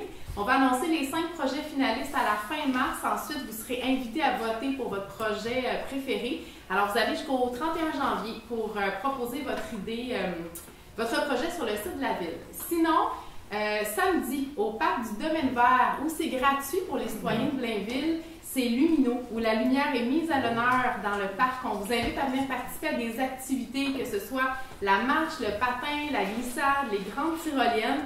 Il y a également un bar sur place. Tout ça entouré plein de lumière. Donc, manquez pas ça en famille, entre amis, en solo. C'est une belle idée de sortie hivernale. Donc, c'est ça en fin de semaine. Voilà. Merci. Oui, merci, Mme Perron. On continue avec vous, M. Marino? Oui. Donc, comme mon collègue, M. Bertrand, je suis très heureux de voir que le parc des Hirondelles va se faire une beauté, évidemment. Donc, c'est le parc qui est annexé à l'école L'Envolée. Donc, ça va se faire à l'été 2025, après les classes, bien sûr. Donc, on est bien content de voir ça. Il manquait d'amour et on va y en donner. Puis, sur cela, bonne année 2025 à tous les citoyens. Puis, la santé, le reste, on va s'en occuper, comme on dit si bien. C'est tout. Ben oui, merci, M. Marino. M. Pinard. Madame la mairesse, ce soir, je vais profiter de mon mot pour mettre la jeunesse de l'avant. Donc, dans un premier temps, en fin de semaine, donc le 26 janvier, avec ma collègue Marie-Claude Perron, on va rencontrer le Conseil jeunesse. Puis en fait, pour les citoyens, le bénéfice des citoyens, là, c'est un projet qui est sur depuis plusieurs années, dans lequel on recrute des jeunes de 5e et 10e année du primaire. On leur fait vivre une expérience durant laquelle ils peuvent connaître les rouages de l'administration municipale. Ils vont aussi là, piloter un projet qu'ils vont nous livrer. Ils vont faire une simulation du Conseil de ville à la fin là, de leur parcours au sein du Conseil jeunesse. Donc, c'est vraiment une façon pour eux là, de connaître les rouages de l'administration et les initier à la politique municipale. Donc, on va aller leur piquer un brin de jasette puis leur faire une petite visite de l'hôtel de ville. Puis sinon, ben, à la séance de ce soir, on a entériné là, la nomination de 3 nouveaux membres de 16 à 29 ans au sein de notre commission relève Blainville. Donc, on se transpose du primaire à la fin du secondaire, début de l'âge adulte.